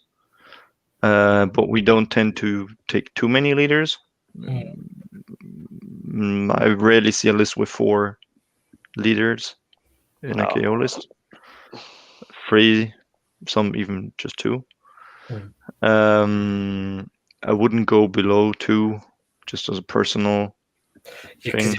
I like just to have. You're really going to struggle with the. And I mean the most at the battalion, which is very favored, Iron Sky Command, you already have 3 heroes in there, 3 leaders. Battle line, our battle line depends what you're playing, of course, but usually our battle line is very mobile. So for scoring the extra points, good, but not so survivable. Like our strongest units are not battle line. Yeah. So yeah, look out for, maybe consider that some, if you know the battle plans ahead, great, then you already know what to bring. As we said, some are classics that you see at many tournaments. Focal points, total conquest is another one. Often what people like to bring to, or like have introduced, are these 2 new ones, Forcing the Hand and the Blade's Edge, just because they're new and they work quite well in tournaments. So all the tournaments I've attended this year after the GHB had at least one of these. I think there's been some negative play experiences with the Blade's Edge, just because of that. Yeah, because getting ahead in points. So maybe you'll see that one drop out of tournaments a bit, but now the novelty's worn off a bit. But yeah, I would agree with the two heroes minimum, definitely. I am, with most of my lists, trying to make sure I always have a behemoth, which is easy because you generally want to put an ironclad. But if you're playing Zilfin, it kind of means, right, I'm thinking, right, I want to have an ironclad because the frigates aren't behemoths anymore. No. I'm generally looking to try and have at least 4 battle line units. Sometimes that 4th battle line unit doesn't make the cut because it's a nice to have. I don't think it's a requirement. No, I don't think I think you can make do, but you know, if you can have it, then it's better. And then yeah, I find a lot of the times now when I'm writing lists, I'm just, if I'm considering the battle plans, I'm thinking, well, if I want this list to work for all battle plans, and I end up just defaulting to the Endrin Master with dirigible suit as a general, because then you can have lots of battle line units. Great. Yeah. I'd say as a general rule of thumb, you want to go second, you want to flank, and you want to capture. Only concentrate on holding half of the objectives. Yeah. As a general rule of thumb, yeah. Don't try and take all of the objectives turn 1. I wouldn't say don't worry about your score turn 1, but don't go quite that. But don't worry about going behind, especially except for Blade's Edge. But just shoot your opponent off the table turn 2. It's easy. It's easy. It's fine. It's fine. Just kill them. Just shoot the heroes. Not that easy anymore, but yeah, it's doable. But definitely look at the scoring for each battle plan when you know what you do. Yeah. If you can maximize on that, then it often isn't about how many objectives you have. It's about making the most of the scoring for the ones you do. Cool. Definitely. I think we covered everything, haven't we? Is there another one? I think so. After this one? It's the last one. Okay. Should number them. Because we only done the ones from the GHB. Yeah, usually the ones from the core book you don't see at tournaments. Yeah. Because now Blood and Glory you do. The one with the knife to the heart with 4 objectives. That one gets used a bit. Yeah. Okay. The show was meant to be after the GHB come out. It's just people kept winning tournaments. Yeah, Exactly. geez, guys, stop doing well with KO. You're I'm doing ruining my- the show. I'm doing my best not to win. Cool. So if no one's got anything to add, I think we can end the show there, can we? Yeah, Yeah. I got a tournament coming up next Sunday, so I won't be able to Ooh. do this next Sunday because that tournament starts at 9. And Great. this Live coverage straight from the tournament. Yeah. Oh yeah, Just take a GoPro. actually, I could just depends how long you guys go. Turn on the phone, show it around a bit. Sure. Yeah, We're live tournament. expanding into live tournament coverage. Okay. Yeah, we're gonna do Worldwide. streaming. Can you We're just Worldwide. streaming now. do a Kron's point of view show of just a GoPro on your head here, like, and just a live stream from there? Yeah. Rolling those dice. Turn it We on. want to see your technique. That wrist technique yeah. you have. Yeah, Oh, I mean, bro, the technique is first you take the dice, you put it in a microwave for 30 minutes. Oh wow. the preparation is you put them all in a saltwater bath or something, don't you? Beforehand. No, the saltwater bath is to test if they're weighted. Yeah. That's how you find out if they're weighted or not. But you know, just to help it out a bit, you put them in a microwave. You set it for like 10 seconds, and just let it melt a little bit. Just a little bit, you know. Yeah. Make sure you put a 6 up though when doing that. So Oh yeah. Oh no. You don't do the 6. That's obvious. You do a 5. No one thinks about the 5s. Yeah, plus Oh, you're dear. going to get someone that can roll 6s.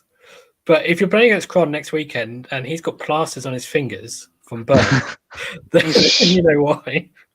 If his dice have like I only these got finger burnt fingers just from washing. God, what have you done?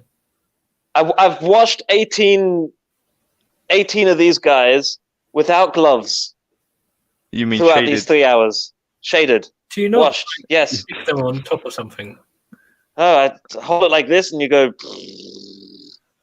Oh, and your Okay. fingers look like this. I have Coming next to you, really old painting with Kron. and I just stick them on top of the paint pots, and then I don't have to hold the model, and then my hands are clean. So for Christmas, Alex, we're getting you some plastic gloves, like rubber gloves. Those Probably. dispensable Yeah, look. ones. Take a. You have to do the balloon separately, so you did. Yeah, No, You- my balloon. it's messy. It's My very messy. model is fully assembled and then painted. No problem. It You works. don't handle Kron. Yeah, we know. You've what only to got- do. If you want You to help can't paint now. They don't have bases. All right. So next Sunday, live coverage from the tournament. Yep. Live from Southern Rumble. What else can we expect, Lee? Anything scheduled maybe yet? a Navigation the Skyport show. Mhm. We haven't decided which one yet. So, Well, I'm going to be running Barrack Zon. We've already done that one, yeah, we've so done that's that not one. going to work out. No. So we got Urbaz, Nar, Mornar, Sylphin. but Sylphin is No, I was speaking about it. rubber. Yeah. That's a short one. Rubber. Navigate the Skyports. Let's do Zilfin. All right, so here's what you do. You take an ironclad, and you take some Thunderers, and you win. Good. Well, there might be a Yeah. lot of ways you could do, but it's like, how many different Iron Sky Command lists can we show you? Yeah. No, we'll do that one Iron Skies attack squadron. Get those battle line frigates in. Yeah. All right. So we don't know which one we're going to do yet, but it depends who is available as well. Mhm. Um, Then we're hoping to see hopefully there'll be some rules for the new Jacob Bookmanson hopefully, model. I suspect they will only be legends, not much play legal. At least that was the same with the Revolutionary Red Gobble from last year, because it's a limited availability on the model, so people cannot buy it after the 3rd of January. I don't think it will be match play legal, just because people can't get it. That would be unfair to them. On a side note, if you today online bought 2 models of that bookman from the UK, from a retail shop. Starts with a W. You took them out my cart. I don't like you. Leave the show now. I was Max there. is coming to get you. Yes, I'm gonna get 2 of them because one for conversions and one, having him put in the cart. Fantastic pre-order. Oh, maybe I need some paint. Select paints. Go back to the cart. Some items in your cart are no longer available. What? You were too I was slow. away for 2 minutes. Oh, you Too- people. I reckon you could use that model as a good admiral or chemist, either Yeah. or. Yeah, chemist. But we already have 2 chemist models that we can use. Yeah, now we have So 3. maybe a navigator. Give him some sort of staff. Yeah, Maybe if you do an navigate. Iron Sky Command, you could do Iron Sky Command with 3 chemists and have 3 different models. And collector. Yeah. So, Sure. But yeah, get that model. It's a cool model. It's a nice model. It looks fantastic. I already have 3 chemists, so I don't need to. Wait, Right. then I'd have to actually look at the book and see, like, what artifacts can chemists take that aren't just just a spell and bottle. Infinite vent vent plates. Infinite vent plates. And the anatomizer, the one. Which is actually not that bad against hordes. All DKO artifacts aren't bad. Yeah, it's just there's some. If you look at Cities of Sigmar artifacts, they're just rubbish. I reckon a Staff of Ocular Optimization would work pretty well on a chemist. Well, you'd have to, Sometimes I do that, yeah. so. All right. Yep. All Well, right. thanks for watching. If you like the show, please hit like and subscribe to the channel. Yeah, and we'll see you again soon. If there's anything you would like to see in the future, comment below. Yes. And congratulations on making it 3 hours. Yes. Not yet. Nearly. Stop the show. We Stop the show. talked 5 minutes.